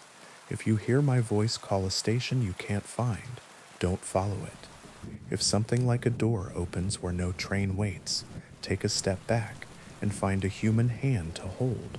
If you have a child with fingers like stars, put their palms on windows you trust and teach them to say the names of colors like spells, but keep a hand on their shoulder when the train says there's a shortcut. And if you have lost something that answers when the internal feed says a stop you've never ridden to, do not come to the platform alone. Bring someone who believes in inventory. Bring a person who can list what's in their pockets without looking. Keys, receipt, a coin from a country they have never seen. Bring something small that makes a noise that doesn't need a battery. Hold it in your hand. When the impossible doors open and the air exhales like a tunnel, remembering wind, press that star and make a toddler's chirp. Sometimes the night will blink, annoyed, like a driver caught at yellow who chooses red. Sometimes the doors will close on nothing, and the K0 will carry on, stubborn as a rumor, and sometimes, rarely, you will hear a small familiar laugh, like tape left on a radiator, and you will be forgiven for the way your knees go out. On my shelf under the polite pulsing map sits a paper bag and a shoe with a Velcro strap.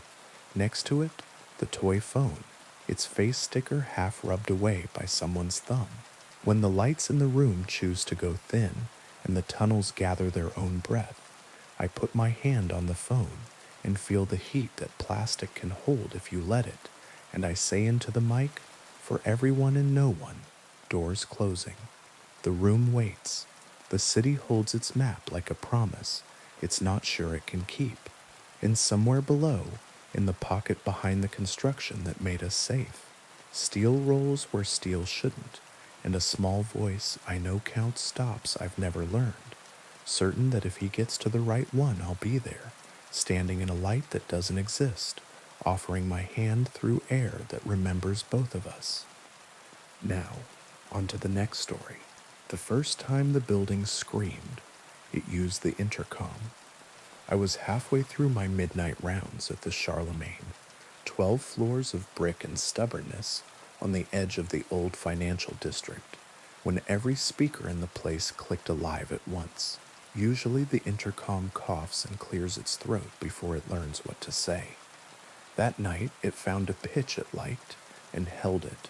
The sound wasn't words, it was the absence of them stretched thin until they cut.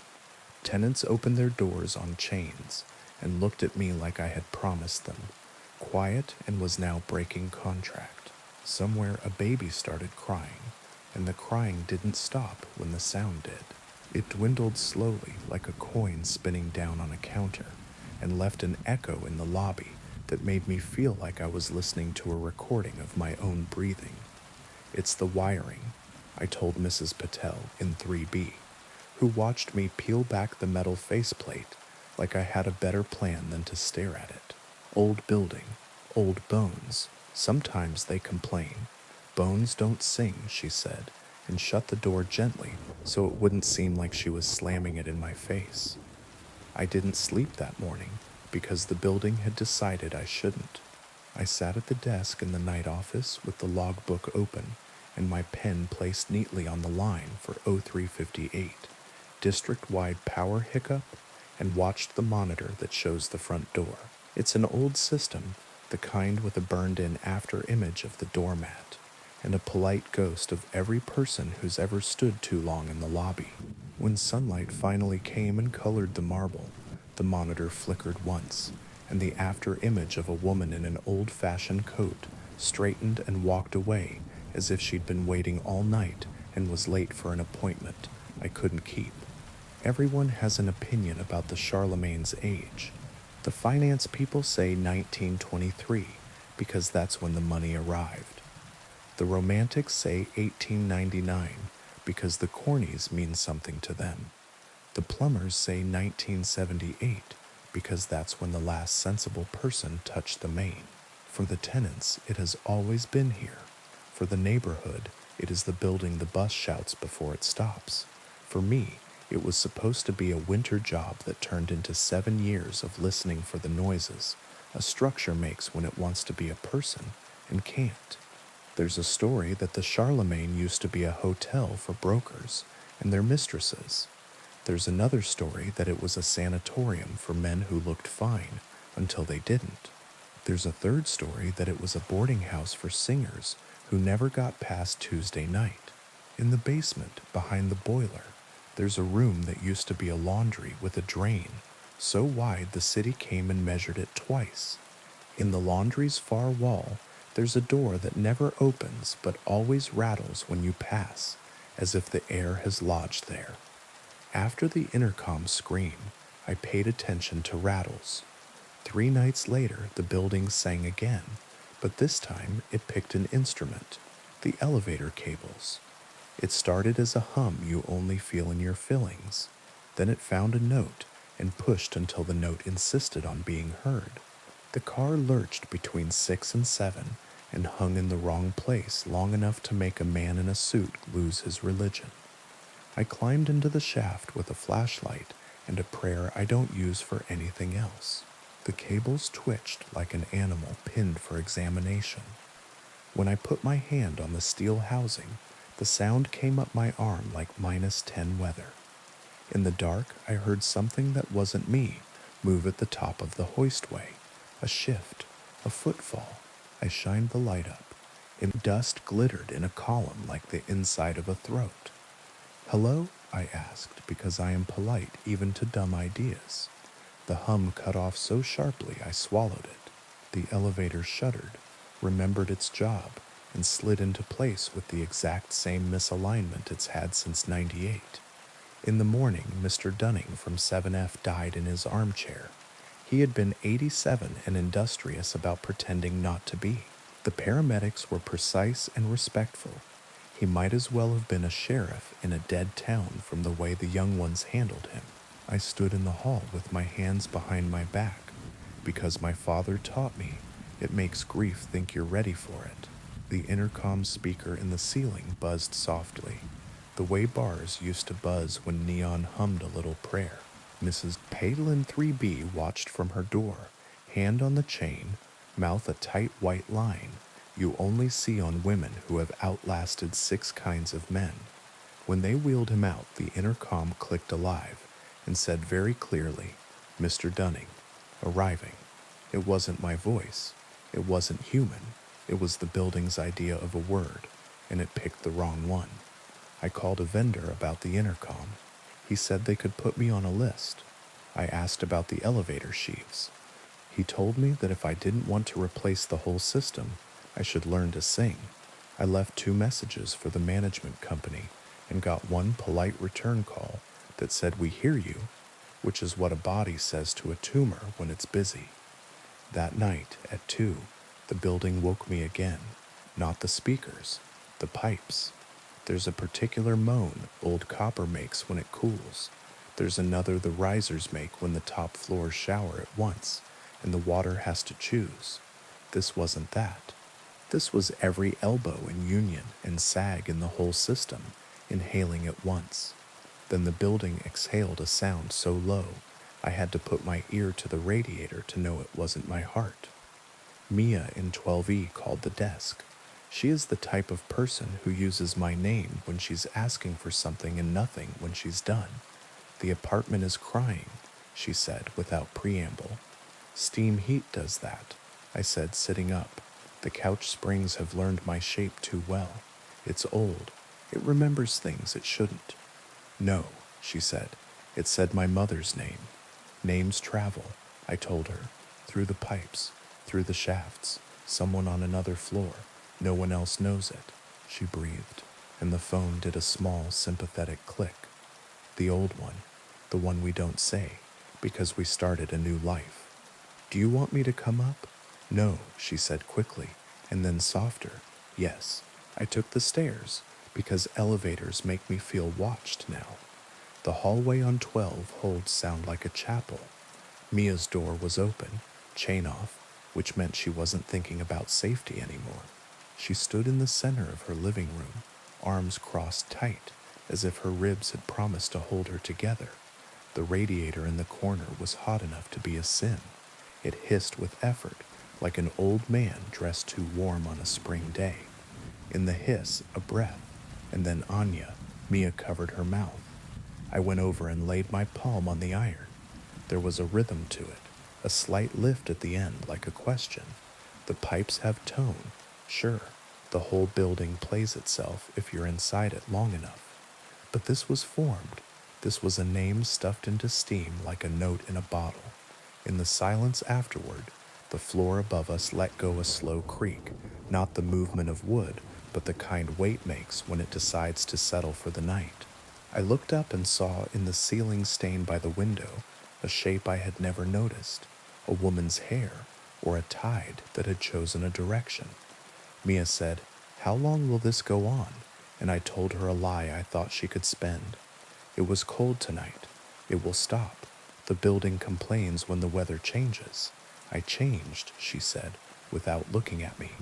I started keeping a list of the building's noises, not the usual, those I keep anyway, because if you don't write down what happens, the same way every day, it grows teeth. The list had a column for time, one for location, one for what the sound sounded like before I told myself it was pipes. Intercom scream, 0358, building wide. Cable hum, 0112. Elevator hoistway, radiator whisper, 02912E. Anya. I didn't add Mr. Dunning's death because you should not let buildings make your lists for you. The Charlemagne didn't care whether I wrote it down. It had its own list. 2 days after the pipe spoke Mia's old name, something woke me again. Noises learn you if you listen too hard, then they use themselves on you. The lobby camera showed the front door easing open without hands. Wind does that. There's a trick to old doors where the pressure and the hinge play a game, and the wideness of the hall invites. The door swung to, slow and ceremonial, then closed. The doormat shifted as if something had brushed it with a knee-length coat. A single gray hair blew across the tile and got stuck on the brass strip. On 7, the elevator sighed itself into place. On 6, a child cried once in his sleep. On 3, water moved behind a wall as if a person had leaned there to listen. On 9, the phone in the hall outside 9A, God knows why we still keep a hall phone on 9, rang once and kept the idea of ringing long after the sound died. At 4:14, the intercom popped twice and said perfectly clearly, "Don't answer the door." My hand was already on the knob to go check the lobby. I let go of it the way you let go of a stove when you realize it's on. I stood in the night office and listened to empty air, willing it to have nothing else to say. Across the hall, the bulletin board with outages and please break down your boxes and notice of annual lint trap clean had a new sheet pinned under a push pin with a bent head, a rectangle of paper cut from lined notebook, the edges ragged in the way a person's teeth rag a piece when they are trying to rip and keep it straight. On it, in a hand I didn't recognize, she calls before. I took it down and held it under the desk lamp like a cop in a movie I don't believe in. The ink had bled in 2 spots, tears or careless. In the bottom right corner, tiny and careful, 12E. I went upstairs. Mia's door was closed, chain on. I knocked once with the softness of someone who knows doors and their limits. She didn't answer. Through the wood, I heard the slow turn of someone's foot on the floorboards, and then the deliberate nothing people make when they decide to pretend they aren't home. The city has a notion of itself in the small hours. It's not the one the tourism board prints. It's the shape of light on a cracked tile. It's the sound of a bus kneeling for a person who changes their mind. It's the man in the vestibule across the street who always reads the sports page first, even if the headline is about a war. The Charlemagne learned that shape and started wearing it. The list grew. 013, stairwell B, 3rd floor landing, whispers between banister and wall, tell her, then noise from the pipe. 0158, intercom selective, 6F only, baby monitor static, no baby in building in 6. 0247, basement, laundry drain, echo of wind where no wind should be, rattle of the sealed door, 30 seconds later. 0322 7F, vacant, radio station from nowhere, the old big band hour cut mid-chorus. 0359 building wide, pressure drop, lungs of the building breath in, intercom coughs but does not speak. I asked the daytime super to listen to the recordings. Old concrete, he said. It holds the old station broadcasts. We did this in '04 when the Riverlight building started singing Patsy Cline into the water heater. Don't get poetic. I called my mother because mothers are the saints of dumb calls. Have you ever heard of a banshee? I asked, not because I believe in the old country we never lived in, but because naming is a tool, except not one that wails outside a cottage door, one that uses what's available. Every building, my mother said, pragmatically, has a widow. That's the person who knows where the sound comes from. Find her and bring her a chair. What if the widow isn't a person? I asked. She still needs a chair, my mother said, and hung up to make soup for people who refuse to ask.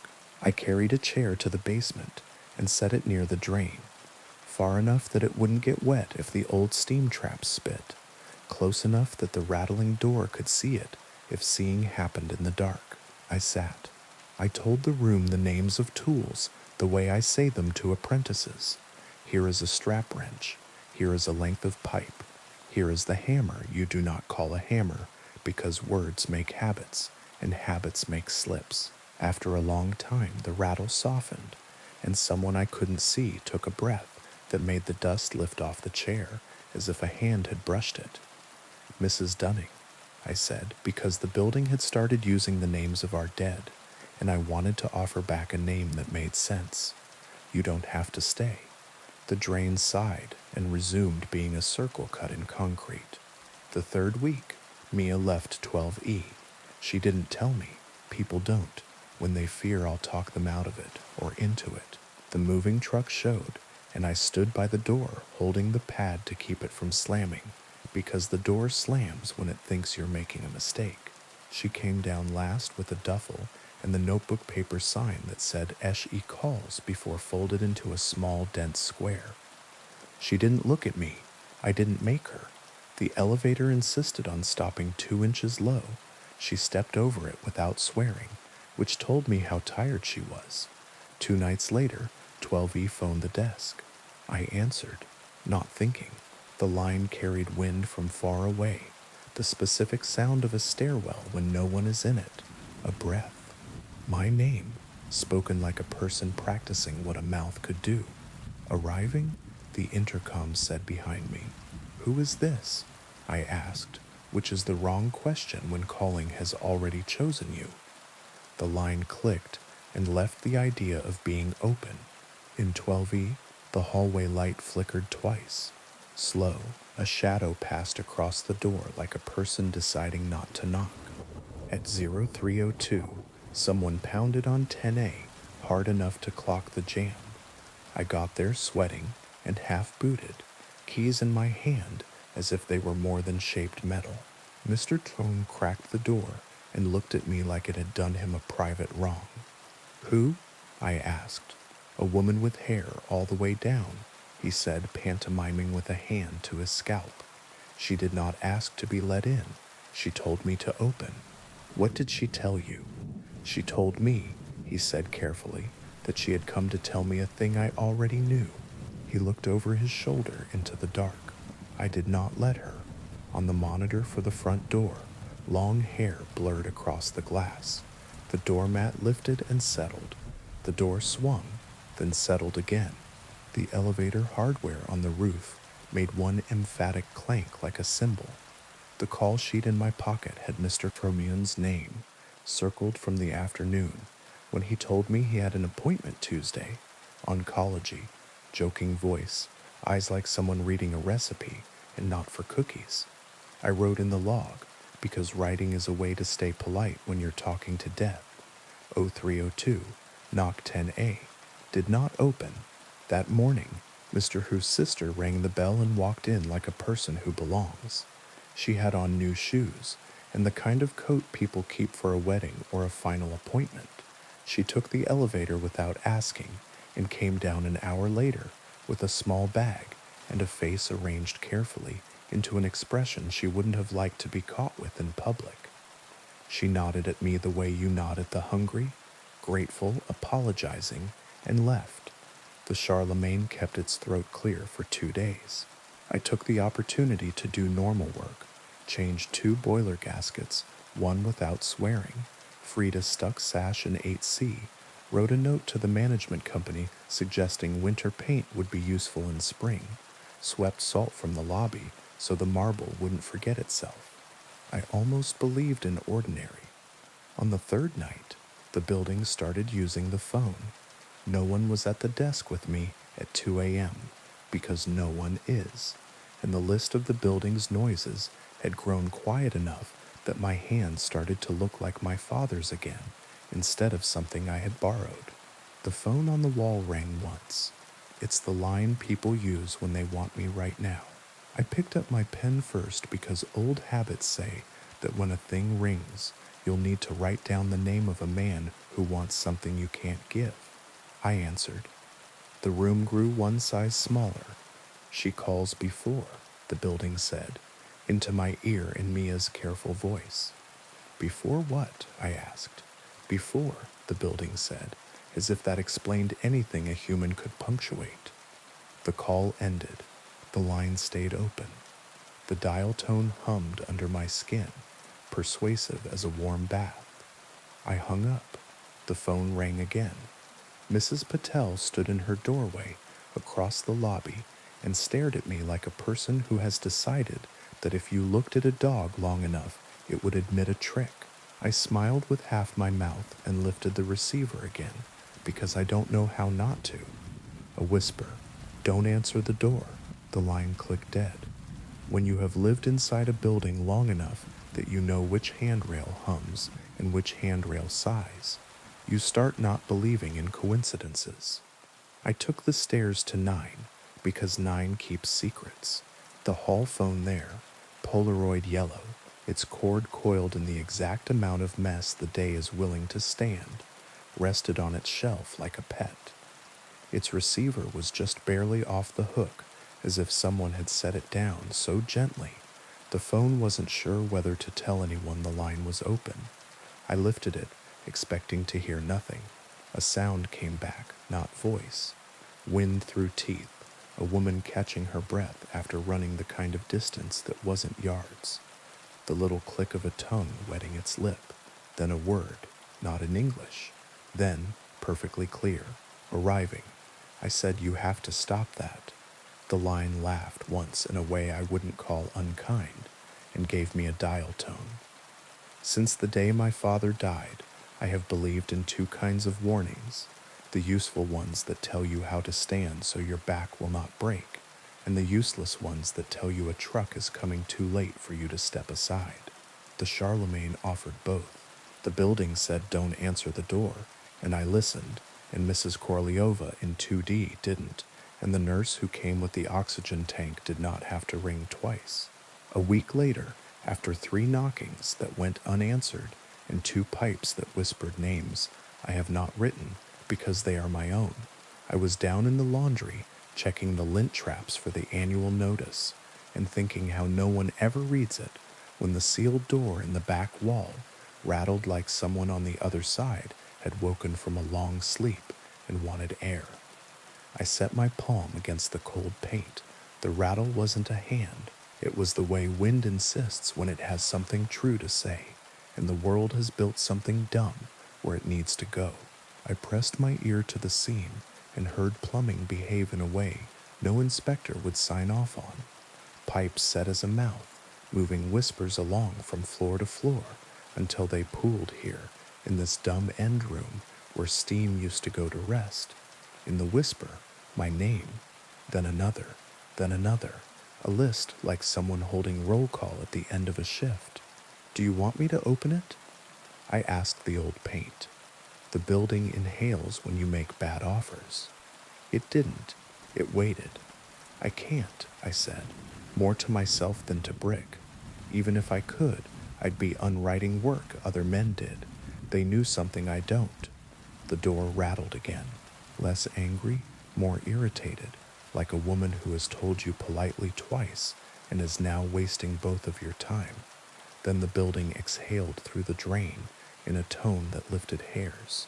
In it, a phrase my grandmother said when she didn't want us to go out on New Year's, not because of drunks, though there were those, not because of cars, because she calls before, and we are not always good at telling women no. After that, the calls became precise. The intercom wail moved from building wide to surgical. 2 tones and then arriving, then a floor, sometimes a number, sometimes a name. The building had decided to practice being bureaucratic about what it wanted. No one wanted to be the person I told about patterns in a night. I told them anyway. "If you hear the speakers pop twice," I said, "call me. Don't open, not until you see me." "It's an old building," the management said. "You can't frighten people with stories." "It's a building that eats names," I said, and left the phone where it couldn't reach the rest of my mouth. The night I realized it had decided on me, I was unlocking the roof so the vent tech could get where he needed, when the intercom clicked twice, building wide, and said my name, not my job. Arriving, it added like a boarding announcement. I stood very still. "Not yet," I said to the nearest grill. The grill breathed on me in response, the clean dust smell of air that's tried. I felt the building collect itself. I went down. I put a chair in front of the door of the night office and sat with my hands on my knees like a man in a small town, police station in 1954, who knows who's coming and why. I removed the intercom fuse and set it on the desk so the building would know I was serious. Then set the fuse back where it belonged, because promises are tools you don't use unless you can hold them all the way. At 03:59, the intercom did not speak. At 04:03, someone knocked on the glass of the front door, polite like a widow. I did not answer. The door swung open an inch and closed again, because hinges have habits too. The mat lifted, settled, lifted. On the monitor, the burn-in of every person who has stood too long in the lobby grew brighter for a second, like a long exposure photograph trying to collect itself. A woman in a coat that knew we used to have fur turned her head and faced the camera. Her mouth moved. I could not hear her. I lifted the receiver of the front desk phone. No dial tone. I set it down, and the phone rang. I picked up and heard the sound of the stairwell on 9. Then don't answer the door. I know, I said, to the building, to the stairwell, to my father, who taught me that if a man knocks at 3 in the morning, he is selling either Jesus or violence, and on the right street those are the same thing. I waited. At 04:14, the intercom in 12E crackled. The apartment Mia used to have, the one that still smelled faintly of rose soap when I'd fixed the sill last, and said in the careful voice the building had learned from her, "She calls before." The pipes breathed in, out. The drain in the basement sighed. The elevator twitched and stayed where I had told it to. The knock on the front door came again, the polite kind. Again, again. On the fourth knock, it lost patience, and the frame answered with a deep, low thud that made me think of trees that forget which direction is up. I stayed in the chair. The building stayed. At 04:25, the knock stopped. The doors to the mailboxes rattled in sequence like someone running their hand along a xylophone. A woman's hair crossed the lobby once, twice again, and then nothing. The phone breathed. The intercom slept. I waited until 05 to stand, because the shape of 4:30 belongs to the dead, and I didn't want to make a habit of violating their hour. When I did, the lobby smelled very faintly of rain, though nothing wet had come in from outside. The brass strip at the door had a single gray hair caught in it, and when I pinched it free, it crumbled like ash. At 6, the building did something I had never seen it do. It let morning in. The glass went the real color of dawn. Cigarette paper, then tea. The marble remembered how to act expensive. The monitor lost some of its ghosts and showed only the doormat and the day. Mrs. Patel came down with a bag she refused help with, because refusing help has kept her alive a long time. She looked at me, and for the first time since intercom scream night, smiled with her whole face. "What did you do?" she asked. "Sat." I said, "Good." She said, "Men get up to make a mess. The Charlemagne has not stopped calling since. It doesn't call every night, and it doesn't always ask for anyone we know. Sometimes it says a name that belongs to a person no one remembers, until someone in 4C says she had that teacher in 2nd grade who wore her hair high and said the names of birds in a way no man could stand. Sometimes it says a floor, and we all wait, and nothing happens, and you'd be a fool to think that's the good kind. Sometimes it whispers into the pipes in the stairwells and the hall phone on 9, and sometimes it offers no warning, and an apartment gets very quiet, and a person sits down, and the city grows one grief heavier and one voice louder when it asks for quiet. But it doesn't come in when we don't open. If you rent at the Charlemagne, I will tell you the rules the day you sign, because property managers print rules that matter to insurance, and I print rules that matter to staying. If the intercom pops twice, call me. If it says a name, don't repeat it. Names carry better when you lend them breath. If something knocks softly, look through the peephole, but don't look out the lens. Look at the frame. The frame will tell you if there's weight on the other side. If you hear a woman's hair move across the door and it sounds exactly like your mother's when she shook rain out of it in the kitchen. Make tea and wait for it to stop. If the elevator hums, take the stairs. If the hall phone rings on 9, let it. I will answer. I have the kind of ear the building prefers. I don't always like that, but I'm here. If you need to leave, leave quickly and take nothing that teaches the building your weight. If you have to stay, bring a chair. Sit somewhere the building can see you. Be patient. Fill a room with the names of tools and soups and street corners until the night remembers how ordinary it can be when it tries. If you must cry, cry at 5. 4:30 belongs to other business. We hung a small brass plate by the front door last week. The board approved it after arguing about fonts. It doesn't say Charlemagne or no bicycles in lobby, or even built 1923, like the finance men crave. It says, don't answer the door, and then, beneath, in smaller letters, a lawyer will pretend are a joke. She calls before. Most nights the plate is just a plate. Some nights, if you look at the lobby camera, when the intercom sleeps and the drains take their own kind of breath, you'll see the burn-in of a woman in a coat. Read the plate carefully, as if she's decided to be polite about it, and step back into the glass. Then the doormat will lift and settle, and the marble will warm under the idea of morning, and we'll begin again with laundry and packages, and boilers, and a hand-run vacuum, because machines wake ghosts, and someone somewhere in the neighborhood will tell a story about a banshee with an old voice. They're wrong about the voice, but they're not wrong about the telling.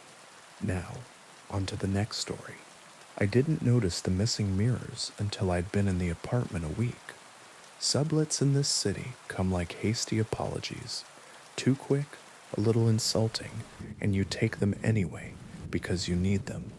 A friend of a friend needed 3 months overseas, and I needed a place where my ex wouldn't know to knock. 12th floor, pre-war bones, good light, bad heat. I lugged 2 suitcases and a sewing machine up the narrow stairs because the elevator enjoys deciding, and told myself I could make anywhere livable if it had a table. I'm a tailor, nights mostly. People don't think they need clothes fixed until the evening an event eats them. I've hemmed prom dresses at midnight over a bathtub. I've stitched a tuxedo shoulder while a man repeated his vows into a hairbrush so he could get the tremble right. It's honest work, and it keeps me near the hum of the city after hours. I like the hum. It sounds like survival. The apartment was furnished, IKEA pretending to be older than it is. A scratched oak table that had real weight when you leaned on it. Long windows facing the river that the air insisted still existed under the fog. What it didn't have, I realized on the 4th evening when I tried to check whether my eyeliner made me look like I'd slept, was a mirror, not in the bathroom, not behind the bedroom door, not the cheap courtesy square in the front hall most landlords leave. I laughed and propped my phone against a mug and practiced compromises. On the 6th night, a note slid under my door. We haven't met. Midnight fittings at Nocturne, if you still do house calls. Cash, Nocturne, was one of those clubs that look like wealth leaned against a wall and decided to take up smoking. Black door, silent doorman, the name in script you had to already know how to read. I'd never been inside. I'd hemmed 2 dresses on the sidewalk while a girl with an ankle tattoo cried with gratitude and handed me money like it was a secret. I texted the number at the bottom of the note and got an address with no apology for the hour. I packed my kit, chalk, needles, 2 sizes of shears, tape measure, leather thimble that fits only my ring finger, a handful of safety pins, because panic wants what it already understands. At 11:45, I stepped into a night that had practiced being colder and took a bus that argued with its own headlights. Nocturne's door opened as I approached as if it had been waiting specifically for my footsteps to answer. The doorman nodded like we had a story between us and led me past a velvet rope that might as well have been a border. Inside, the air was money and mistake. The bar lights were low enough to keep people beautiful. The mirrors behind the bottles had been replaced by black glass. Why? I said to the bartender. Because not saying names is a kind of refusal. He flicked his gaze toward the stairs and returned to polishing a glass he had already polished. I climbed. The upstairs rooms sat like ideas about privacy, curtains instead of doors, sofas that had seen restraint, a hallway runner that pretended it had never met a heel. At the end, a room with a closed door and taped on it neatly, a strip of card that read why. I knocked. Enter, a voice said. Not loud, not theatrical, tired, and better at hiding it than most. Why was a woman in a black dress that had been stitched by someone who thought seams should be felt? Pale, not the anemic kind, more the expensive sort, like paper made from linen, hair too dark to be natural at her age, but no lines around her mouth to tell you the age. She held herself like a person who has practiced not needing chairs. The straps, she said, gesturing without looking at herself. They fall. My tailor is indisposed. I'm your tailor, I said, because if you save people from embarrassment at midnight, they belong to you a little. Tonight, she said. I measured. She stood still with a patience I don't get from most human beings. Skin cool, under the tape measure, perfume like old rain. When I pricked my finger and swore softly, everyone swears, but I apologize for it. Her eyes flicked to the dot of blood like a cat noticing a laser pointer. I put my finger in my mouth the way a child learns to. She smiled not with kindness and glanced away. Do you always work at night? She asked while I pinned. Nights are when people figure out the fit was hope and not measurement. Ah, she said, clothes and lives, both. When I finished, she handed me twice what we'd agreed. Tonight again, she said, neither question nor command, and I said, against the part of my better sense that lives in my hands, text me. She didn't. She sent another card under my door. The handwriting was printed, careful, the sort a schoolteacher drills into children who want to grow messy. The second note asked for shortening a coat. The third asked for the impossible, add fabric to a vintage dress. I told her vintage is never truly vintage. Anything that survived did so because it learned to stretch. She laughed without sound and poured me a drink I pretended to sip. When the club closed, she walked me out. It was nearly dawn. Nocturne's door pushed me into a street gray enough to erase faces. The doorman was gone. The light above the door had been blackened from the inside. The city in early morning reminded me of my ex's apartment after the last box leaves, edges and dust. Do you live nearby? I asked, because I am not above needing details to keep people real. Close enough, she said. The hand she lifted to tuck her hair back underlined the presence of veins. The blue there glowed slightly, or maybe the streetlight insisted on finding something to illuminate. You're good, she added. You don't waste movement. My teacher broke sticks over my wrists when I was 12. I said deadpan, taught me economy. She tilted her head, pleased or pitying. I couldn't tell. Will you come tomorrow? She asked. Where? Home, she said, as if that were a shape the night could hold. The address she texted the next day was mine. I stared at my phone until the rattle in my walls, which has a schedule I pretend not to know, shook a memory loose. The first night I'd moved in, I'd found a box of nails under the sink that had been sorted by size with the care of moral certainty. The second night I'd found a drawer empty behind the stove, too clean, too intentional. The third night I discovered, when I ran my hand along the back of the bedroom closet, a panel that came away under my palm, not like a secret door, but like a direction the wall had been meaning to go. Are you downstairs? I texted. Yes, she replied. Do you live under me? Above, she wrote, and below. I opened my door. The hallway was empty the way a throat is empty between words. I looked both directions, because if you don't check, You'll be the person who tells the at last story wrong. A card slipped under my door while I had it open, cunning as a small animal. I bent to pick it up. Bring a full-length mirror, it said in that careful hand. If you have one. I thought about laughing and found I didn't know how to.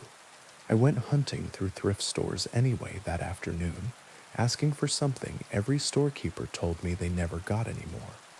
People keep mirrors, a woman behind a counter told me over a cup of coffee that costs $2 in a city that considers that price antique.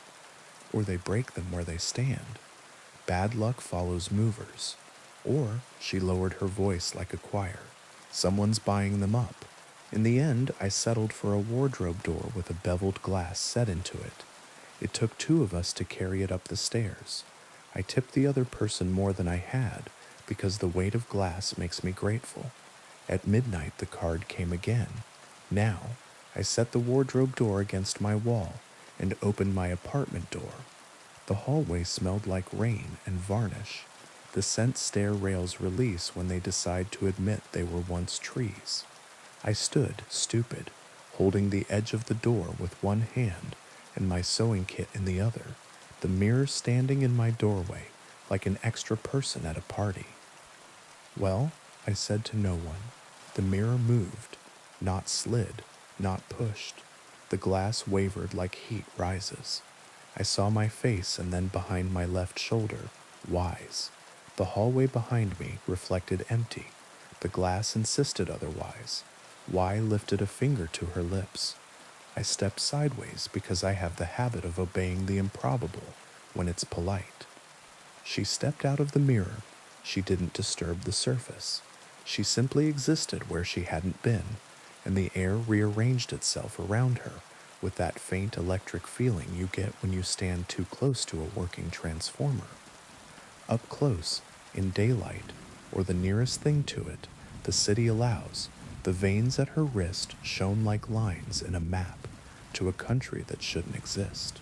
You want me to sew inside that? I said, nodding, because if my mouth opened any wider, I wasn't sure what would come out. Not tonight, she said. Tonight I need help. Help is more expensive, I said, because reflexes save you from panic. She smiled with something like fondness. How much to carry a mirror downstairs? Depends if it tries to talk. It won't, she said. It's tired. We carried the wardrobe door down one flight. On the landing outside 11B, where the rail knits itself, a mark darkened the paint. Something had leaned there often enough to make the wall learn. We set the mirror there. What is this? I asked. A door, she said simply, that's been very patient. It was a mirror. My face, hers, a faint diffusion of the stairwell, all there. As I watched, the area that reflected the opposite landing went odd, the way a puddle in a hot street shakes. Pew put her palm flat to the glass. The only time I had seen a hand so pale touch something that gently was in my ex's grandmother's kitchen, where she would pat dough down as if she were apologizing. I reached up and put my hand next to hers. The glass was cool and mildly electric. It ticked under my palm like a clock. Who's buying up the mirrors? I asked, not because I thought the answer would help, but because words keep your mouth from asking worse questions. We are, she said, all of us. It's becoming difficult to find reflections that don't belong to other people. Why? Because, she said, and the tick under my hand became a hume. Doors close when they're told to. We tell them not to.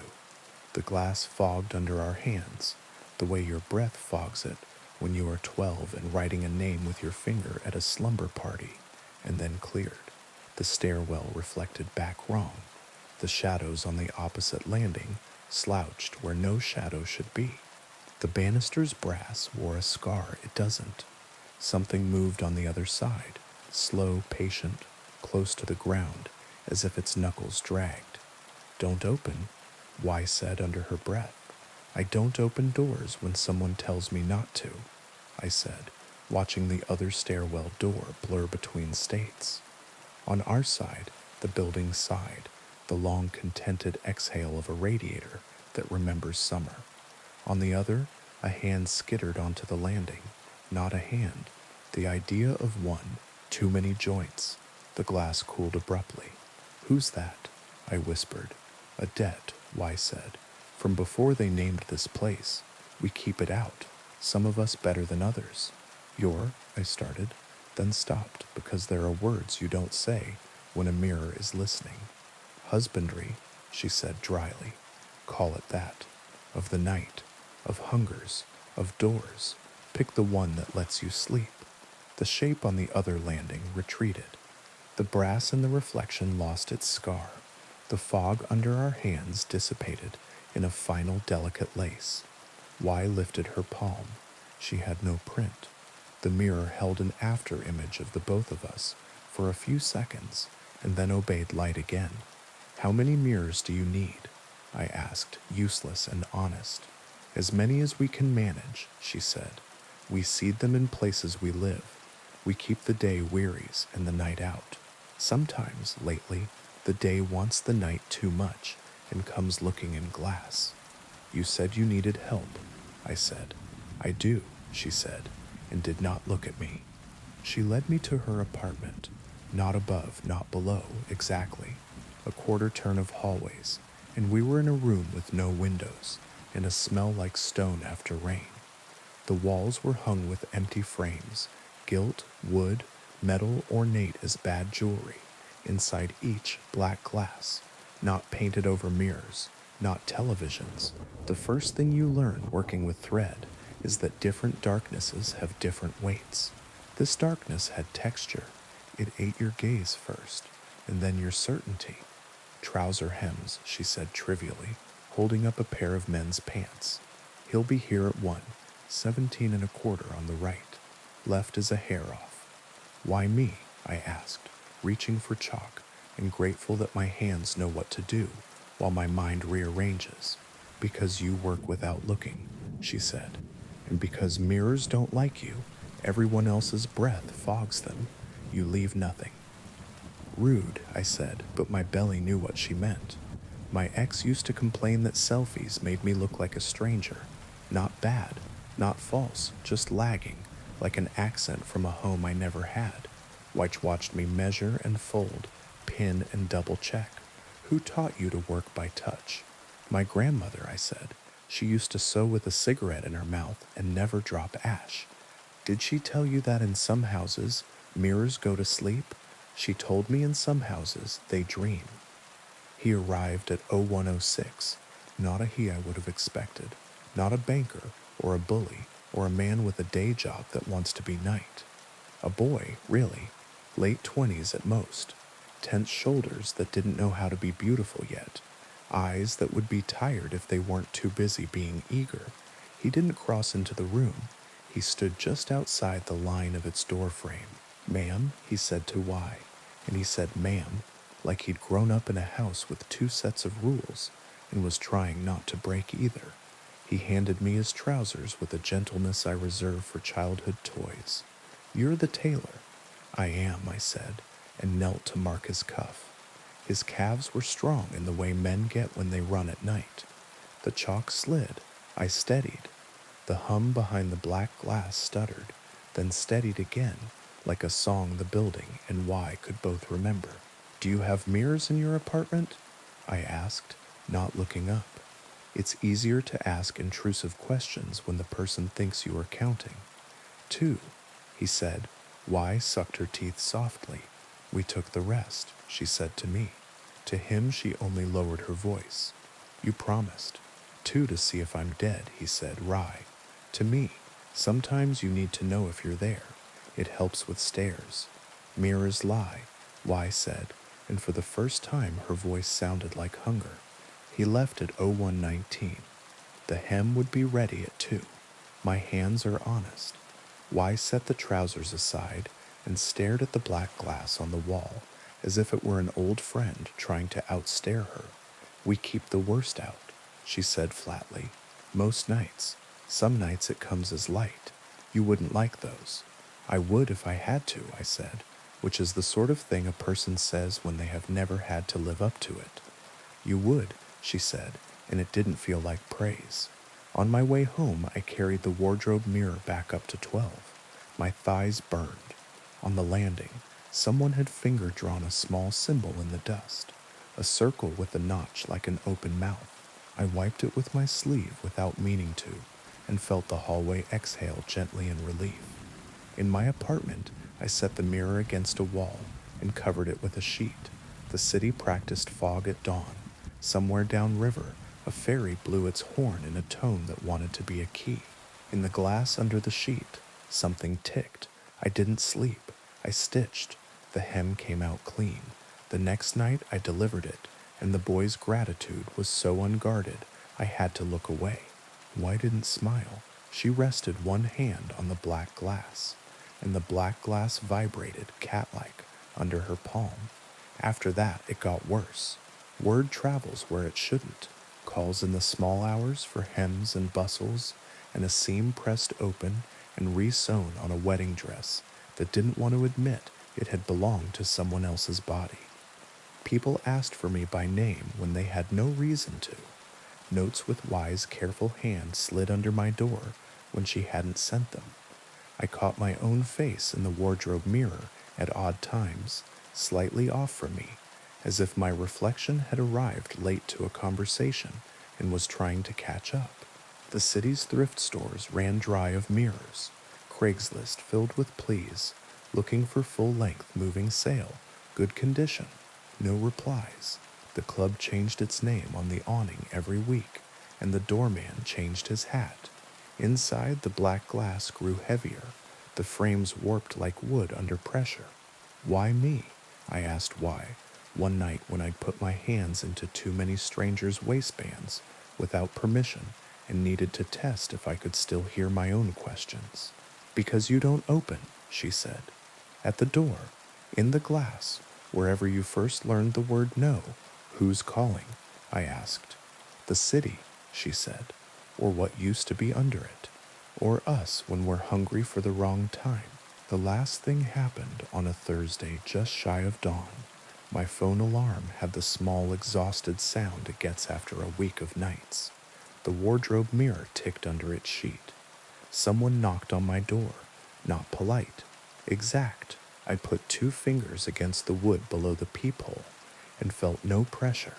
I looked at the hall, empty. Taylor, a voice said softly. Not wise, not the boys, not my exes, not anyone who'd ever paid me money. My name, but handled like silk. I need you. I went cold in the way you do when your body decides the blood has better use elsewhere. No appointments, I said kindly. Kindness buys time. Leave a note. It's an emergency. The voice had patience. The seam split. Where? In the mirror, the voice said, and the wardrobe glass ticked loud and small, like a fingernail on a bottle. I lifted the sheet. My reflection looked back. Tired, competent, someone who never takes off her thimble even when she sleeps. Behind my left shoulder, a second room, not mine, taller, older, the kind of plaster you only see in photos of apartments that don't go on the market. A woman stood there, pale dress, no seams, hair pinned at the nape in a way that would force your neck to behave. She held herself like a person who had always been the person other people came to, saying emergency and then waited for orders. The seam, she said, and her mouth hardly moved. It's in the back. I can't reach. I don't do house calls across, I began, and realized how broken a sentence can be. I'm not asking you to come through, she said. I'm asking you to stitch what you can see. There's a stitch, if you sew long enough, that you can do blind. You feel the edge with your ring finger through cloth and make 2 turns, and the thread holds like a promise. I threaded my smallest needle and put my hand flat to the glass. Cool. Why had taught me the trick of pressure. I pressed. The glass hummed. The other room's light sharpened. The seam at the back of the woman's dress gaped. Not fabric, something more like shadow. Through it you could see nothing. Not skin, not more dress, an absence that moved like breath. You shouldn't be held by that. I said before I could decide on carelessness or care. No one should, she said. I set the needle to the glass. It met resistance and then slid as if I had pushed it through a thin sheet of ice. The thread followed reluctantly, skeptical, then obedient. I used the blind stitch and the rhythm of my grandmother's cigarette smoke, and the memory of a boy's grateful eyes, and the shape of Y's hand pressing black glass to cat's purr. The seam drew closed, grudging but honest.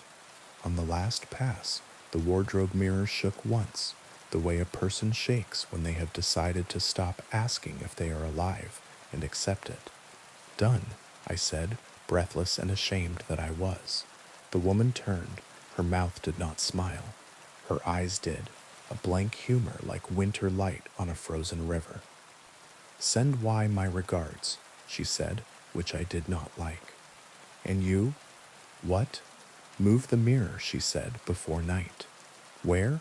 Against an inside wall, she said patiently, as if speaking to a child, so that when the day comes looking in glass, it hits drywall and remembers itself.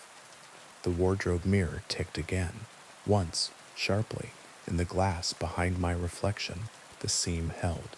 The other room's plaster shed a little dust. The woman lifted a hand, and the lights in my apartment flickered because the building is too old not to eavesdrop. Then the other room dimmed. The glass showed only me and the sheet in my other hand. I lean the mirror against the inside wall now. I keep it covered except when I need to ask whether my face belongs to me. Nocturne changes its name and stays open. Ye sends notes and sometimes doesn't. And sometimes I carry a mirror down one flight while the stair rails varnish, whispers old sap stories. The boy runs at night and brings me trousers that smell like rain. The thrift stores refill with picture frames and never mirrors. Sometimes people knock. I let some in. Not at midnight. Not when the mirror ticks. I do hems by feel and teach fingers the blind stitch and say no to doors that ask nicely. And when the city breathes onto the glass with the hunger of morning and asks if it can come in brighter than night ever is, the wardrobe mirror stays against the inside wall, stubborn as a good seam. I put my hand flat to its covered face until the ticking eases, and the room I live in, rented, narrow, real, remembers to reflect only what it can hold. Now, on to the next story. They called it the Gray Hollow Beast, though no one would admit to being the first to say it out loud. It lived, they said, where the ridge folded in on itself, and the wind forgot its route, down in the bottom of the creek bed, where water pooled black and pines grew in a ring, like parishioners refusing to sit. If you stood at the edge of the trees at dusk, you could smell it, not rot exactly, but the thick iron sweetness that comes from a butcher block, wiped clean, but never clean enough. If you camped there, you woke with your boots moved 6 inches closer to the river and a paw print pressed into the mud where your face had been. Hunters sometimes came back with a story about a buck torn in a way no cat or coyote could manage. Teenagers came back with matching scars on their shoulders they said were from brambles. Some people didn't come back at all. It was a story I'd grown up with and a story I'd outgrown. Then my father died, and the ridge stopped being a place for legends and became a place where the world might stop talking for long enough that I could hear myself breathe. I walked out the day after the funeral with a pack and a canteen and the knife he used to take trout out of the river with kindness. The house was full of casseroles and advice. I wanted neither. The old men in town said, "Don't go down the hollow after dark." The old women in town didn't say anything at all, which meant they had opinions you weren't owed. My ex sent a text with a prayer hands emoji she would never use in person. I turned the phone off and stuck it at the bottom of my bag so its blank face wouldn't catch my eye and ask for promises. Past the last mailbox, the road turned to gravel, then to 2 ruts with grass in the middle. Pines leaned in like eavesdroppers. The hollow took sound the way quilts take heat. By the time the sun slipped behind the ridge and the cicadas started their idiot chorus, it felt like I was standing inside someone else's breath. I wasn't planning to sleep there. I wanted to stand in a dark that wasn't full of picture frames and sweaters that still held my father's shape, and then walk back with my head in one piece. Instead, I found a cabin where no map said a cabin should be. It sat down in the fold like a knot in a rope, boards gone silver, roof furry with moss, porch peeled down to splinters where feet used to learn the house's rhythm. No path, no chimney smoke, no signs of anybody except the lock on the front latch was new and bright as a coin. Someone had put money here. That was the first thing that scared me. The second was the symbol carved deep into the door, a circle made of short slash lines, jagged as if a child had tried to draw a sun from a memory that hurt. When I touched it with the tips of 2 fingers, it felt warmer than the wood around it, as if the day had sunk into it and decided to stay. The hollow went quiet between one heartbeat and the next. The cricket song cut off mid-word. The breeze that had been sorting needles through branches forgot to move.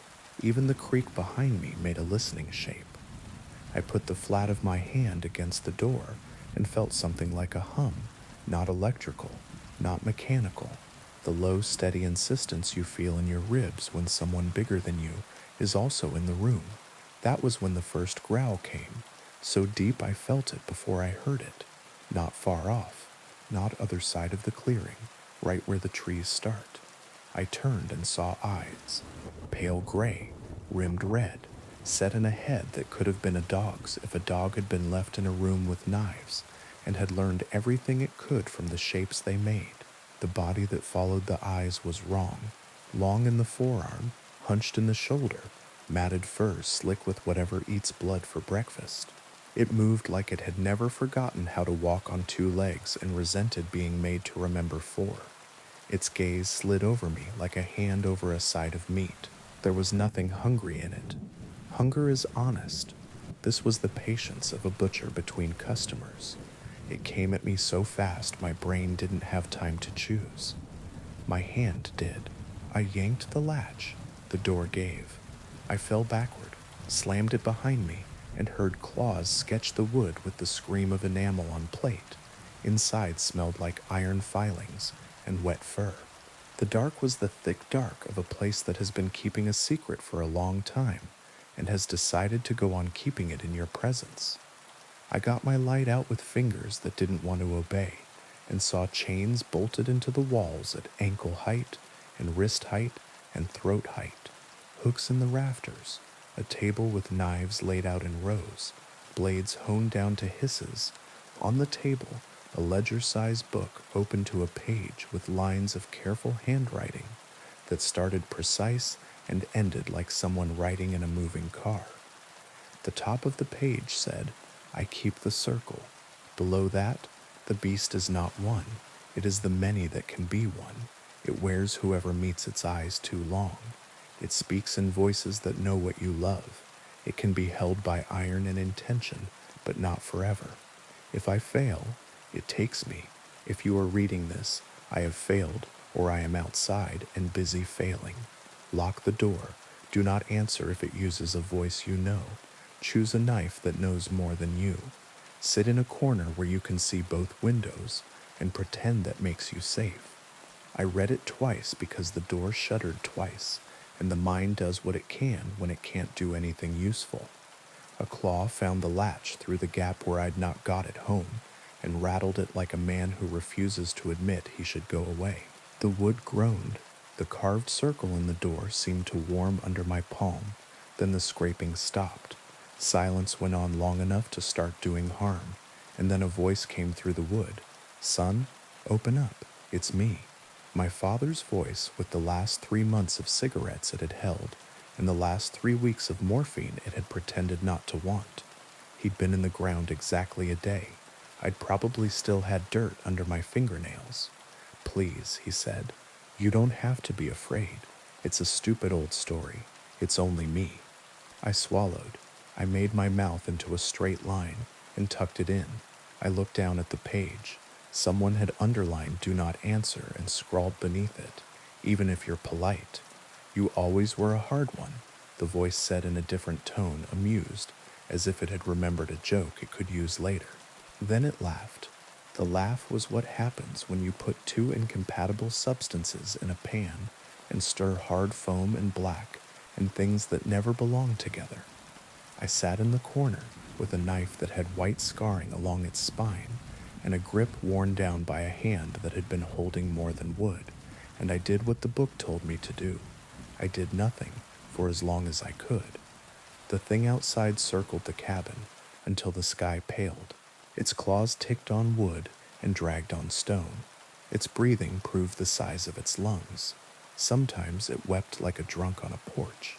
Sometimes it said my name, the way my ex says it when she's telling a story about me that has a punchline.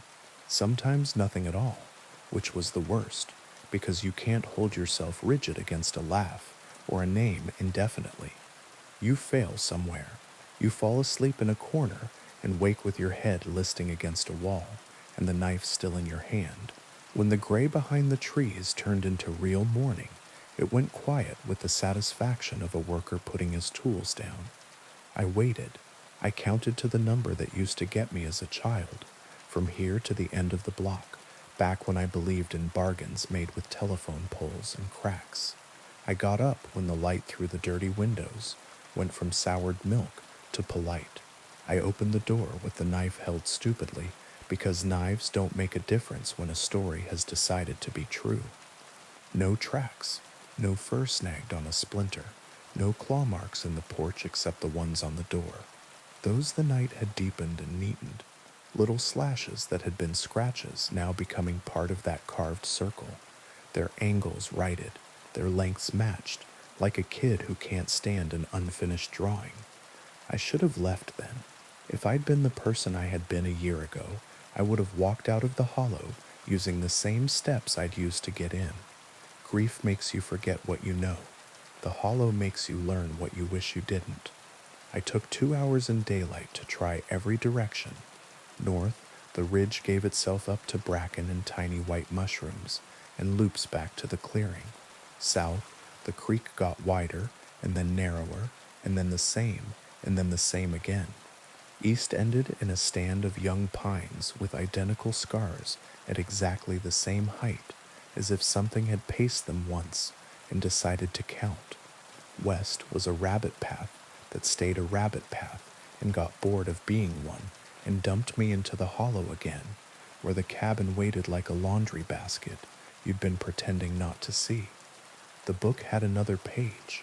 It looked like someone had come back from doing something that let their wrists return to their hands and had sat while the adrenaline decided if it would leave. Iron restrains, salt confuses, chalk remembers, but only if you choose to stay inside. Do not chase. Do not try to cut anything that wears a familiar mouth. Gateways in this place do not open to roads. They open to repetitions. The beast runs the spiral the way water runs the sink. Survive 3 nights, and the circle closes. It will go on. You may leave. If you survive, you will not leave unchanged. Keep your eyes. Keep your voice. If they call your name after, do not answer unless you can count your breaths while you do it. My father had taught me to count my breaths in other rooms, emergency rooms, courtrooms, living rooms where he was going to say something that would go wrong and needed me to keep my face soft. The words in the book felt exactly like the thing he would have said, except written by a person who had been fighting a wolf with a history degree. I took inventory. The cabin had a pump in the corner that brought up water like a throat brings up the last of a bad dream. A cupboard with 3 tins that had labels bleached down to nouns: beans, salt, matches, a nail keg with nails different enough to tell you a man had picked them up from more than one place. No bed, a single chair, the corner where I could see both windows. The second night the beast arrived before the light finished failing.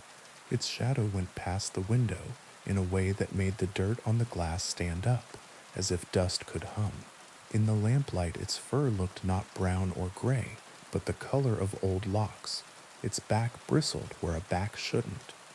When it turned its head and looked in, the eyes were not lanterns, they were coins, cold and flat and expensive. It spoke in my voice, not through the door, inside my ear, as if there had always been a tunnel from the hollow back to the place behind my eyes. You don't have to make this hard, I told myself, using me on me the way you use a tool instead of a fist. Let it in. Wear me. Stop trying so hard to be the only thing keeping something in place. Teeth help. I pressed my palms to the table and felt the grain as if it were a relief map of a country that had survived both kinds of war, guns and old grudges. The knives on the table vibrated, not from any wind. My reflection in the dark window grinned when I didn't. I had nothing to fight with except choosing to sit, so I chose to sit. The beast tried new tones. It tried my X, soft, saying the thing you want people to say when you've lost someone and they are tired of saying sorry. It tried Tamsin, laughing like a friend. It tried my boss, angry.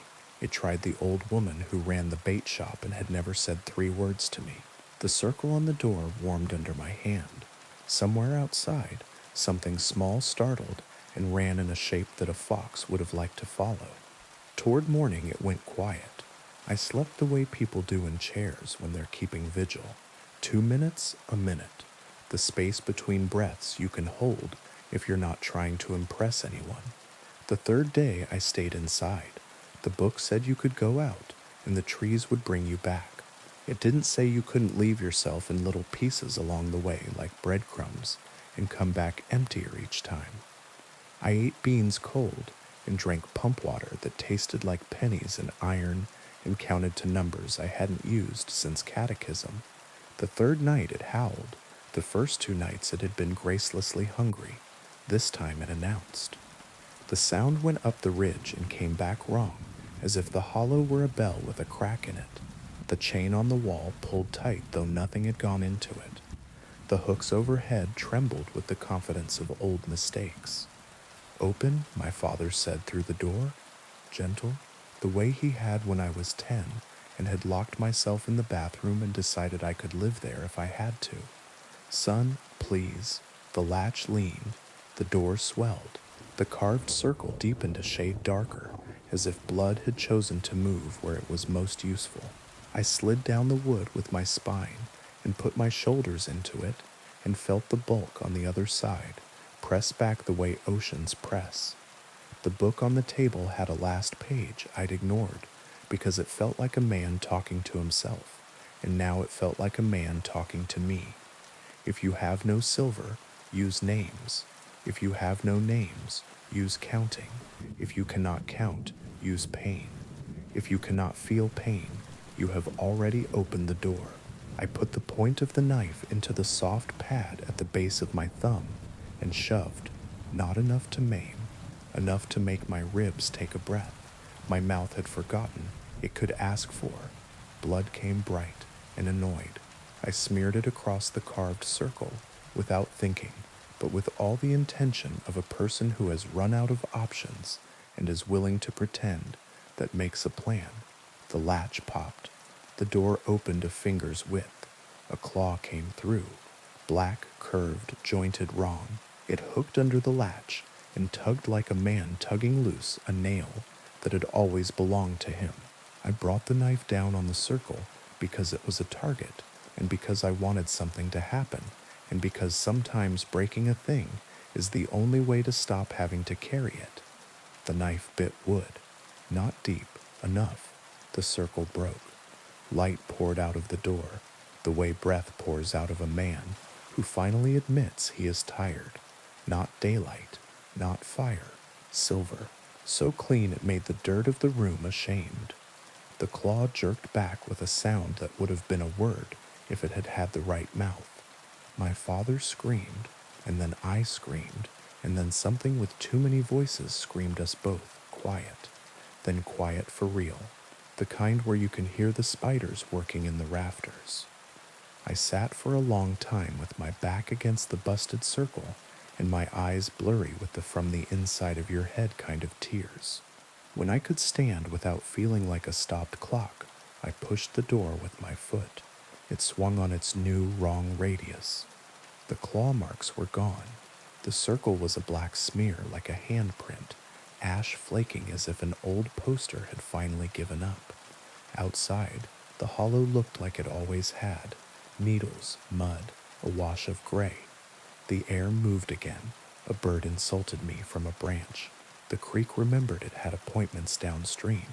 When I stepped off the porch, the ground didn't try to persuade me to change my mind. The trail out wasn't a trail so much as the opposite of being lost. Trees that had been leaning in leaned back. The ridge lifted its shoulder and let me go. It was noon by the time the last of the pines gave me up to the dirt road and the power lines and the world that likes to have names on things. People said I'd been gone a day. People said I'd been gone 3. The old men clucked.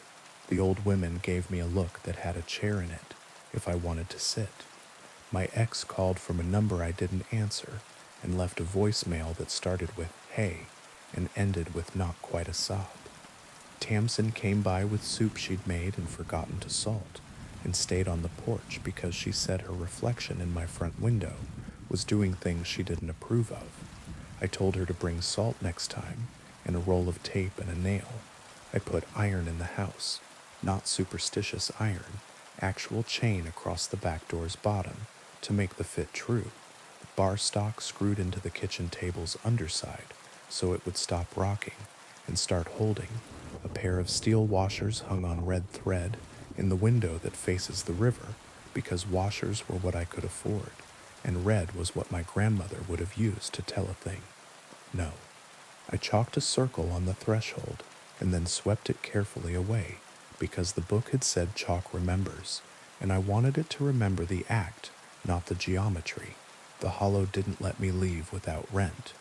I don't mean a scar I can show you, or a sleep I stopped having. I mean that once a week, or twice, when the wind comes down from the ridge carrying the smell of pennies and rain, something in it says my name exactly the way my father said it, on the day he taught me to drive. Gentle, patient, ready to catch. I don't answer then. I fold a dish towel in half, and in half again, and place it over the bathroom mirror, not because of any old stories, but because glass is persuasive, and I am tired. I count my breaths to 13, the number of trees across from the funeral home, the steps to the river from our old porch, the reasons I can think of in a hurry for not giving up what I worked so hard to keep. Once, walking past the feed store, I saw a man bending to tie his shoe in the window. The man in the glass looked up before he did and showed me a mouth that wasn't his. I took a promise out of my pocket and held it up between me and any more mischief. The glass went back to being a window with dust and thumbprints and blue sky. The man finished his knot and stood and thanked me for holding the door, though I hadn't. Twice now I've woken to the sound of water running, the sink on, a skinny thread. Both times there were words written on the fog of the mirror, where a face would be if I were brave enough to look. Come back. Both times I wiped them away with the heel of my hand and said aloud, no, not loudly, not prayerfully, just like you say no to a dog that is about to learn a bad habit and will be better for not knowing it. When the moon is thin and mean the town locks its screens by accident, men sit on porches with their feet flat and their hands still. Women who have decided they'll never marry watch the edge of the trees and make soup that smells like saving. Kids who don't believe a word we say walk as far as the last mailbox and no farther, and we pretend not to see that a part of them believes more than is good for them. I know the cabin is still there. Sometimes I smell the iron of it under the moss. Sometimes I feel the shape of the carved circle in my palm when I pick up my keys. Sometimes, passing the ridge with the windows up, I catch a glint through trees that could be the face of a knife catching sun and could be nothing at all. I don't go back. I keep a nail and a length of red thread and the knife with the white scarring along its spine in the drawer by the stove. If guests ask what the iron washers in the window are for, I tell them they keep the glass from buzzing when trucks go by, and this is mostly true. If anyone says the gray hollow beast like they think it is a sound to bring to a fire pit, I get up and go make coffee and count to 13 while the kettle tries to be patient. On good nights, people, I love say my name and mean me. On bad nights, the hollow says it and means a door. On those nights, I say nothing, and the wind carries on down river. Disappointed, and the pine needles remember their manners, and whatever is looking for a familiar mouth goes to the next town that has almost forgotten one of its buildings and will learn again not to. Now, on to the next story. I was the only one left on the platform when the station decided to remember me. Greystone is small as stations go, 2 tracks, a brick building with a slate roof that leaks in March, a clock that gains 3 minutes a week no matter what the handyman swears he did. After the last scheduled departure, 11:45 eastbound, the train people swear by and the rest of the town ignores. The platforms go to sleep like anything else. The vending machines hum. The pigeons find their beams. The clerk in the booth lowers the metal shutter with a finality that wants to be a kindness. I should have left when he did. My duffel was heavy with the life I couldn't afford, and I was tired in the way that feels like rust has decided it is you now. But I didn't have the money for a cab, and I didn't want to go back to the apartment whose walls had learned my fights. It was colder under the canopy than it should have been for October. The air had that metallic tang city nights get when rain has recently argued with stone. I kept my hands in my pockets so my fingers wouldn't remember what they were for. The station emptied by increments. A janitor pushed a yellow cart and did not meet my eye. A couple argued in low voices until their words frayed, and they went outside to finish doing that somewhere less acoustic. An old man slept with his head back and his mouth open until the guard shook him gently and pointed him toward the taxi rank. The clock read 12:03, then 12:11, then I stopped looking. The rails began to sing. You can feel trains before you see them if you give your attention to the right place. The metal takes the news first, and then the air. I felt the hum in my shoes, and then behind my ribs, the faintest pressure, like an elevator works on your organs. The light at the far end of the platform did not turn green. No announcement belled. No headlamp wrote a promise into the dark. A wind moved along the tracks. Not a gust, not weather, an exhale with a destination. It brought with it the smell of dry iron and something like water left too long in a flower vase. A shape detached itself from the night and became a train without the courtesy of headlights. It came in soft, as if it were trying not to wake anyone, as if stealth were kindness. The cars were old, not modern, sleek, but not the kind of venerable red you take your grandchildren to at the holiday festival either. Smooth-sided, windowed, forgettable, a stripe of paint along the middle that might have been blue or green in better light. It slowed at my portion of platform with the practiced efficiency of a habit. The doors sighed like tired lungs and parted. If you've never stepped into a room with the exact temperature of a morgue drawer, you don't know the kind of cold this was. Not winter cold, absence cold. What light there was came from nowhere, a grayness that should have had a source, and did not. The aisle ran down the center of the car, upholstered seats in pairs faced forward. The windows showed me my own uncertainty and a smear of my own breath. There were people sitting. That was the first relief. None of them moved. That was the second realization. I stood just inside the door with my duffel at my ankle and told myself I was going to step back out, wait on the platform for a train that had headlights like an honest machine.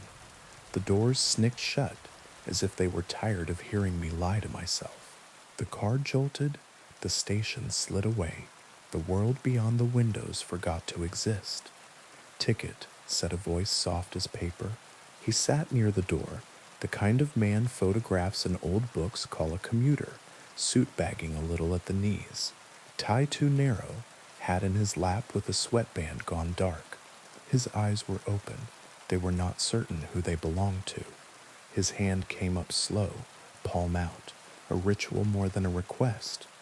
I dug for my wallet before it occurred to me that there would be no scanner here, no place to tap a phone or a card that is trying to be one. I missed the last one, I said. The clerk said. The farther end of the car answered, Leave him. A woman sat by the window 3 rows down. She had long black hair that looked like it had been brushed recently by hands that knew how, a dress that belonged to 3 styles ago, and none, and the kind of posture you hold when sitting has become a job. He's new, she added, as if that explained anything. The man with the hat sighed his breath out and folded his hand back into his lap. He did not blink. No one else did either, and that was the moment I placed the wrongness. The car was full of people who were not breathing like I was. The woman crooked 2 fingers. Sit, she said, before he comes. I have been told I obey too readily when instruction feels like a rope thrown into water. I sat opposite her because her eyes did not look like tacks. Up close I could see that her dress had been mended neatly at the seam under her arm. Her left knuckle had a white scar where a ring had once rubbed. The smell around her was citrus and old books, and a trace of something iron that had no right to be on anyone. What is this? I said. It came out small, a child trying not to wake someone. This is the last train, she said. It doesn't have a time printed. It has a tendency. Her mouth made that half smile a teacher makes when you get close to the answer and might need to own it yourself. I looked back at the door. It had forgotten how to open. The window showed only my face and a gray that could be fog or could be blank. They'll tell you you need a ticket, she said. If you have one, they take it. If you don't, they take what a ticket would be worth. What does that? The car shivered. Something tall moved at the far end without the insult of actually walking. You know the shape of authority, even when it is dressed in old cloth. Let's commit to that because something in me insisted wore a conductor's uniform, black enough to catch no light, with buttons that made small moons where brass decides not to die. The peaked cap was pulled low. The shadow where his face should have been felt like a place you could get lost in and never be offered a map. He went passenger by passenger, stopping with the courtesy of commerce. They held out their hands. He took something from each with a pinch, as if he were collecting coins you couldn't see. A young woman in a red coat sagged after he passed, and her red seemed older. An older man pressed his hand to his chest and then let it drop, as if the gesture didn't belong to him. The suit with the too narrow tie managed a small smile and then forgot he had. My chest tightened physically, as if the air had decided to become a hand. When the conductor reached our row and turned the blank where his face should be toward me, my name left my pockets. I felt it happen. The hook pulling, the slack, the loss. Not the syllables people say when they need you. The fact of the name, the way it anchors you to your bones. Ticket, said the absence. I don't. My voice was behind glass. He's new, the woman said. Her voice was low without pleading. He hasn't paid yet. The conductor's head turned toward her a fraction. There was a pressure shift, ears popping when you haven't climbed. The absence moved on, and the air remembered how to be shared. When I could, I looked at her. You know him. No one knows him, she said. He knows you. What does he take? She looked at my hands on the seat, at the whiteness of the knuckles I had not intended. Pieces, she said simply, small at first. What you think you can spare. The train didn't go past scenery, so much as through possibility. Stations approached, platforms like sketches, lamps that made rings of light where a floor might be if someone funded it, and slid by without stopping.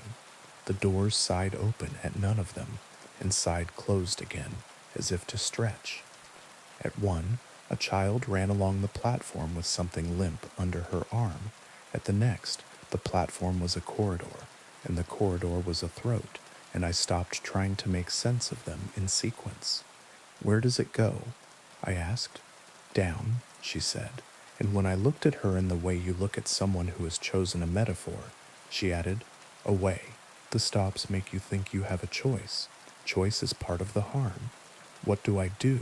She stared at me for a long beat, and I had the thought, sudden and indecent, that she was beautiful, not for the symmetry of her features, but for the steadiness of someone who had been waiting a long time for the right stranger. You jump, she said, when it slows, before the doors, before he wants to ask again. And you, she smiled in a way that suggested all decisions had been tried. I got on before they put numbers on the trains to tell you where you were going. I'm not new. Some days I still remember what my apartment smelled like when the radiator had a good day. That's not enough to get off. What's your name? It was Clara, she said, and there was an ache in the past tense, shaped like a violin string pulled too far across its bridge. I keep it because they didn't take it the first time. I gave them other things I thought I could spare. He came again. I felt him before I saw him, the way you feel a deep bass note through drywall. He didn't look at me because I had only been taught once, and fairness is a thing even this service seems to respect. He looked at Clara. She held out her hand, and he pinched something from her palm with a delicacy that would have been tender if you didn't know it as theft. What was that? I asked when he had gone. The smell of the radiator, she said, very matter of fact, and I believed her. We passed a stop that had no platform, only a field of chairs arranged like a lecture. The chairs were full. The people in them looked up as we slid by, and their eyes did not change, and one of them had my boss's face at 30, and I hated the accuracy of it. How do you know when to jump? I asked. When you hate staying more than you fear falling, she said. For you, that will come quick. You brought no blankets. You could come with me. She shook her head. You don't start by being generous to me. You start by being selfish enough to live. The car shuddered. Ahead, a stop gathered shape, a platform with painted lines, a clock that could have been a twin to Greestone's if time had agreed to stay asleep, a rack of newspapers wrapped in string. The train slowed, not enough to be safe, enough to be wicked.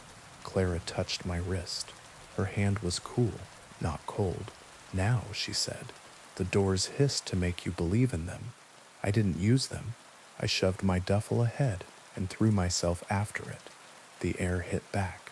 My shoulder hit concrete and became the whole world for exactly one heartbeat. Then the rest of the pain argued loud enough to be listened to. I rolled away from the edge because the edge wants to see if you want to visit the underside of things. The platform was empty, no newspapers, no clock hands.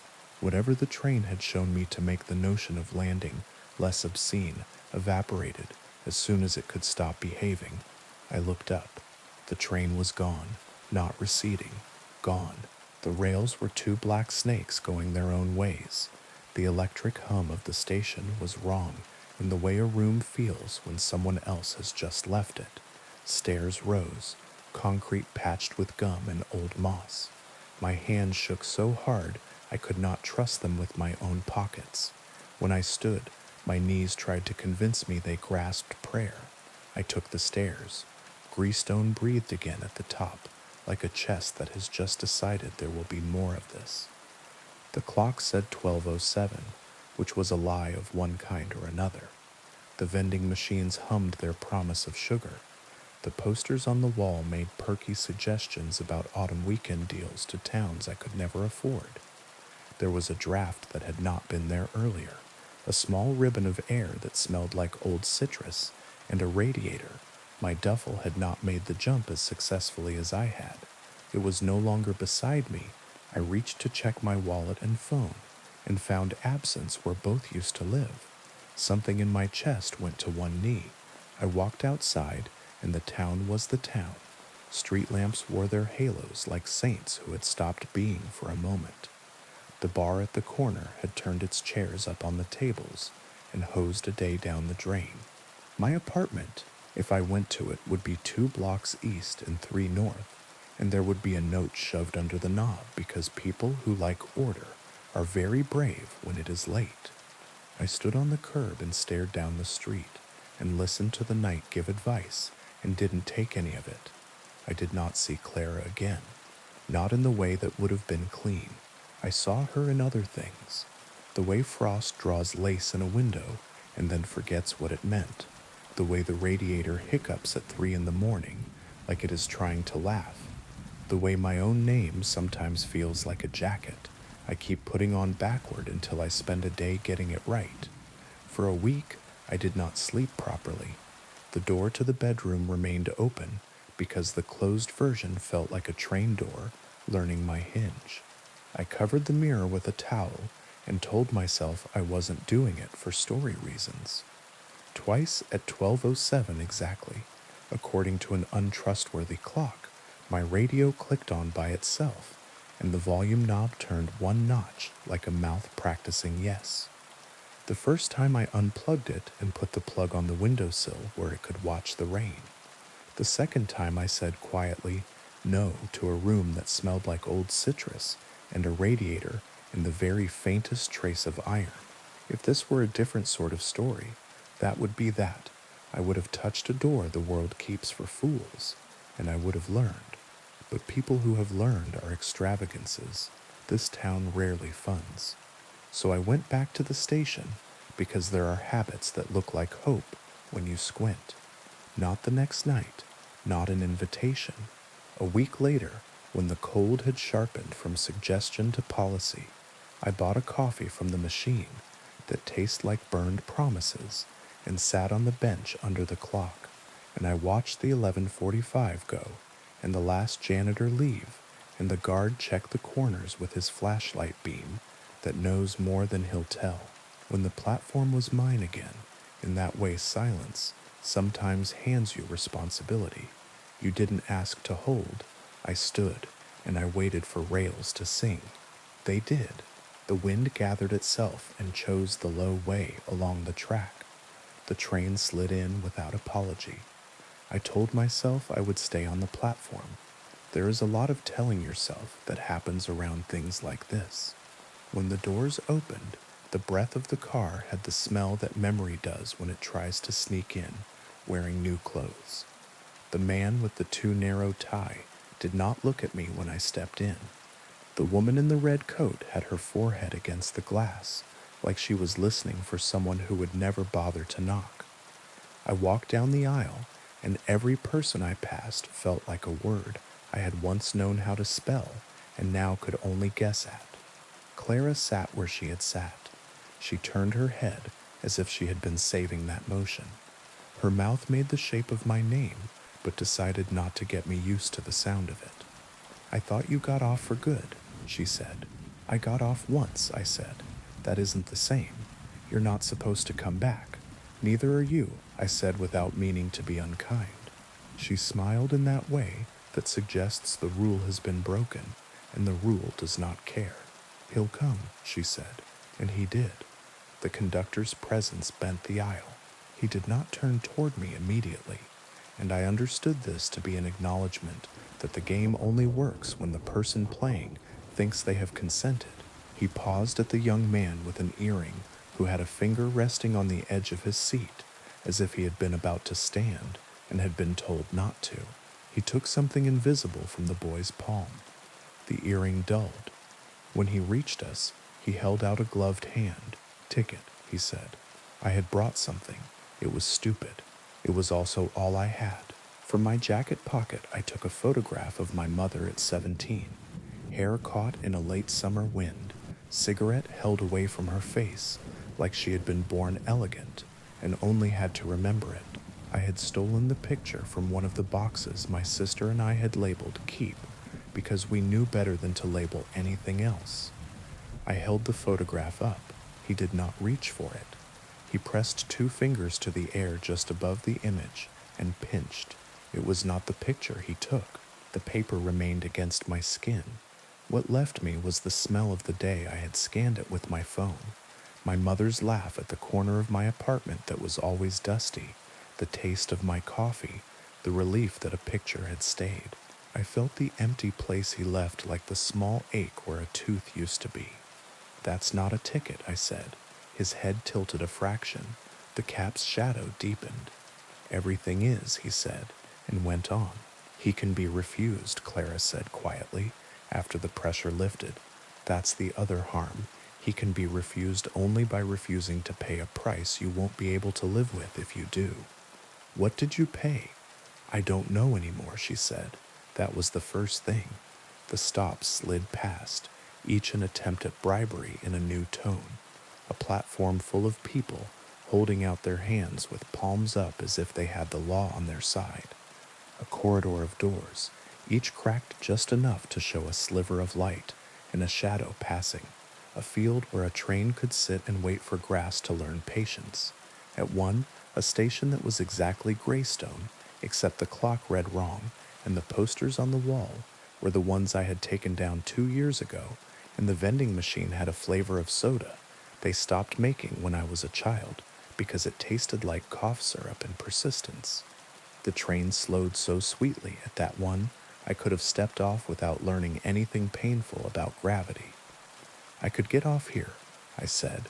"I could go upstairs and find a different version of my apartment, where we never had the fight, and the letter never came, and the clerk at the booth doesn't know me, and it would keep long enough for me to believe in it. That's one of them," she said. "I used to have a stop where the music from the bar on the corner was always the song I loved in May and never heard again. He found it for me. He finds them for you. That's how he gets you to pay twice. What happens if I stay? You become the kind of person who calls it a bargain." She stood then, suddenly, as if her body had moved before she felt like humoring it. The door at the far end of the car had opened on its own, and beyond it I saw a short vestibule and then another car, and in that car I saw people standing, not sitting. The light was different there, warmer, almost honest, and the air changed, as if something in me believed dawn had been invented again. "You should leave," she said. "I can't do it with you. It has to be your fear. And you. I make other people leave," she said, with a shrug, almost proud. "Everyone needs a job." We went to the vestibule. The train slowed as it slid past a station with a name I recognized and had never visited, a name from a childhood map where the letters meant far. The doors hissed. We didn't use them.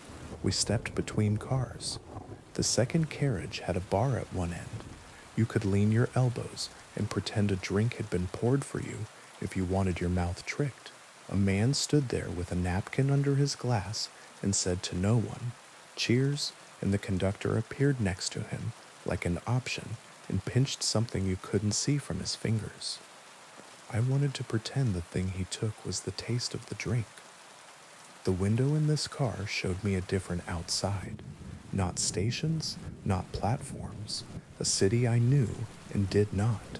Streets ghosted by light like web, windows lit and then unlit in no sequence I could claim, bridges drawing lines under lines. My heart did the small double beat.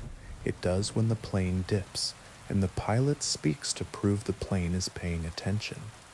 "Jump," Clara whispered. It wasn't advice, it was the only grammar we had left. I didn't. I walked to the bar as if the man pouring could offer me an argument. Behind the counter, a shelf of bottles held labels in fonts that had not existed yet. One label had my father's handwriting on it. I reached and my fingers met glass that was cooler than anything has the right to be. "Don't buy from him," Clara said. "Even if the drink is yours. Do you ever get to drink again?" I asked, and the laugh she made was exactly human. The conductor turned toward us, and the air thickened, and I chose fear because it was the only thing I owned that still behaved. When the train leaned into something like a curve, and the bodies in the car inclined together as if choreographed, I put my hand flat on the bar, and then on the edge of the doorway, and then into the dark between cars, and used that grip to trust that falling is a fact, not a suggestion. Clara didn't move. She stood where I had stood a week ago, posture like a job. "Go," she said. It had the sound of a word she practiced and liked for the shape it gave her mouth. The jump hurt less this time, because the first time had taught me what stupidity feels like in your shoulder. I hit the platform, rolled, swore, laughed once without wanting to, and lay with my spine against concrete and watched the underside of the canopy above me, pretend it had never met rain. When I looked down the tracks, there was only track. At the top of the stairs, Greystone was itself enough to forgive me. The clock read 12:07 with the stubbornness of the obtuse. I walked outside, and the air had warmed the way it does when stories are not doing the breathing for you. I went home. I made the kind of coffee you make when you're trying not to wake yourself up. I took my radio and put it in a cupboard and closed the cupboard and put the kettle on top of the cupboard, because petty victories are real. Then I took the photograph of my mother into the kitchen light. The paper was the same. The face was the same. I could see the corner of her mouth where cigarette met the joke. When I held it to my nose, I smelled nothing. It broke me in a way a poem would approve of, and I did not let it. That week I looked for tickets, not the paper kind, the other kind, things I could be tricked into thinking I could spare. I found a shoebox of letters and put them back. I found the sweater my ex left and put it in a bag for the thrift store because leaving it in the drawer had become an altar. I found the eviction notice and folded it into a paper plane and threw it at the ceiling until it lodged in the fan, and then I stood on a chair and took it down and burned it in a pie tin. Fire is the only punchline I trust. Sometimes now, at night, the rails hum under the city like a thought you are trying not to have. I take long ways home. I look at station clocks and the minute hands give me back the correct time, which is a gift I didn't know you could negotiate for. When the wind takes the low way along the track, I do not wait for doors. I see Clara in other places, a woman on a bus with a scar where a ring once rubbed, a figure in a laundromat who folds with the care of someone whose hands remember something and refuse to forget it, a reflection in a shop window that makes a mouth against the glass and then doesn't bother to fog it. Once, on a Sunday morning that felt like mercy, I felt the exact temperature of her hand on my wrist as I stepped too close to the edge of a subway platform, and I stepped back and said thank you to no name. If you ask me what the last train wants, I will tell you this: it wants rent. For each time you say aloud that a place has let you down, it offers you a car that can carry you farther from the responsibility of being person-shaped in a world that will make you sit and wait and think you should be grateful. It takes small pieces first: the smell of a radiator, the taste of a drink, the name of a day. It will let you leave if you are willing to jump while it is still pretending to be gentle. Some nights I hear the ticket office shutter slide down in my dreams. Some nights a voice says ticket very softly from the cupboard where the radio lives, and I get up and put the kettle back on top of the door like I am a person who knows how to keep himself. On the worst nights, the conductor walks down the aisle of my ribcage and pinches something I can't name out of the palm of a heart that has already done its work. I wake with my hands open and count to a number that used to mean stairs in the house where I learned to be tall. If you find yourself on the platform after midnight and the rails begin to remember their purpose, listen to the advice that comes through a static you don't deserve. It won't always be mine. It won't always be kind. Jump before the doors open. Refuse to get good at paying. If you carry a photograph, put it in your shoe where no one can reach it without making you dance. And if you meet a woman with long black hair who sits as if sitting paid her rent, and she tells you her name was Clara in a tense that means once and maybe again, do what she says the first time. She has work to do. So do you. The world above the stairs is not much, but it's ours, and the radiators, when they are good, still make a sound that with practice you can keep. Thank you for listening. If this story kept you company tonight, consider liking the video and subscribing for more myths, legends, and gentle hauntings. Sleep well, and may the trails you choose lead you safely home.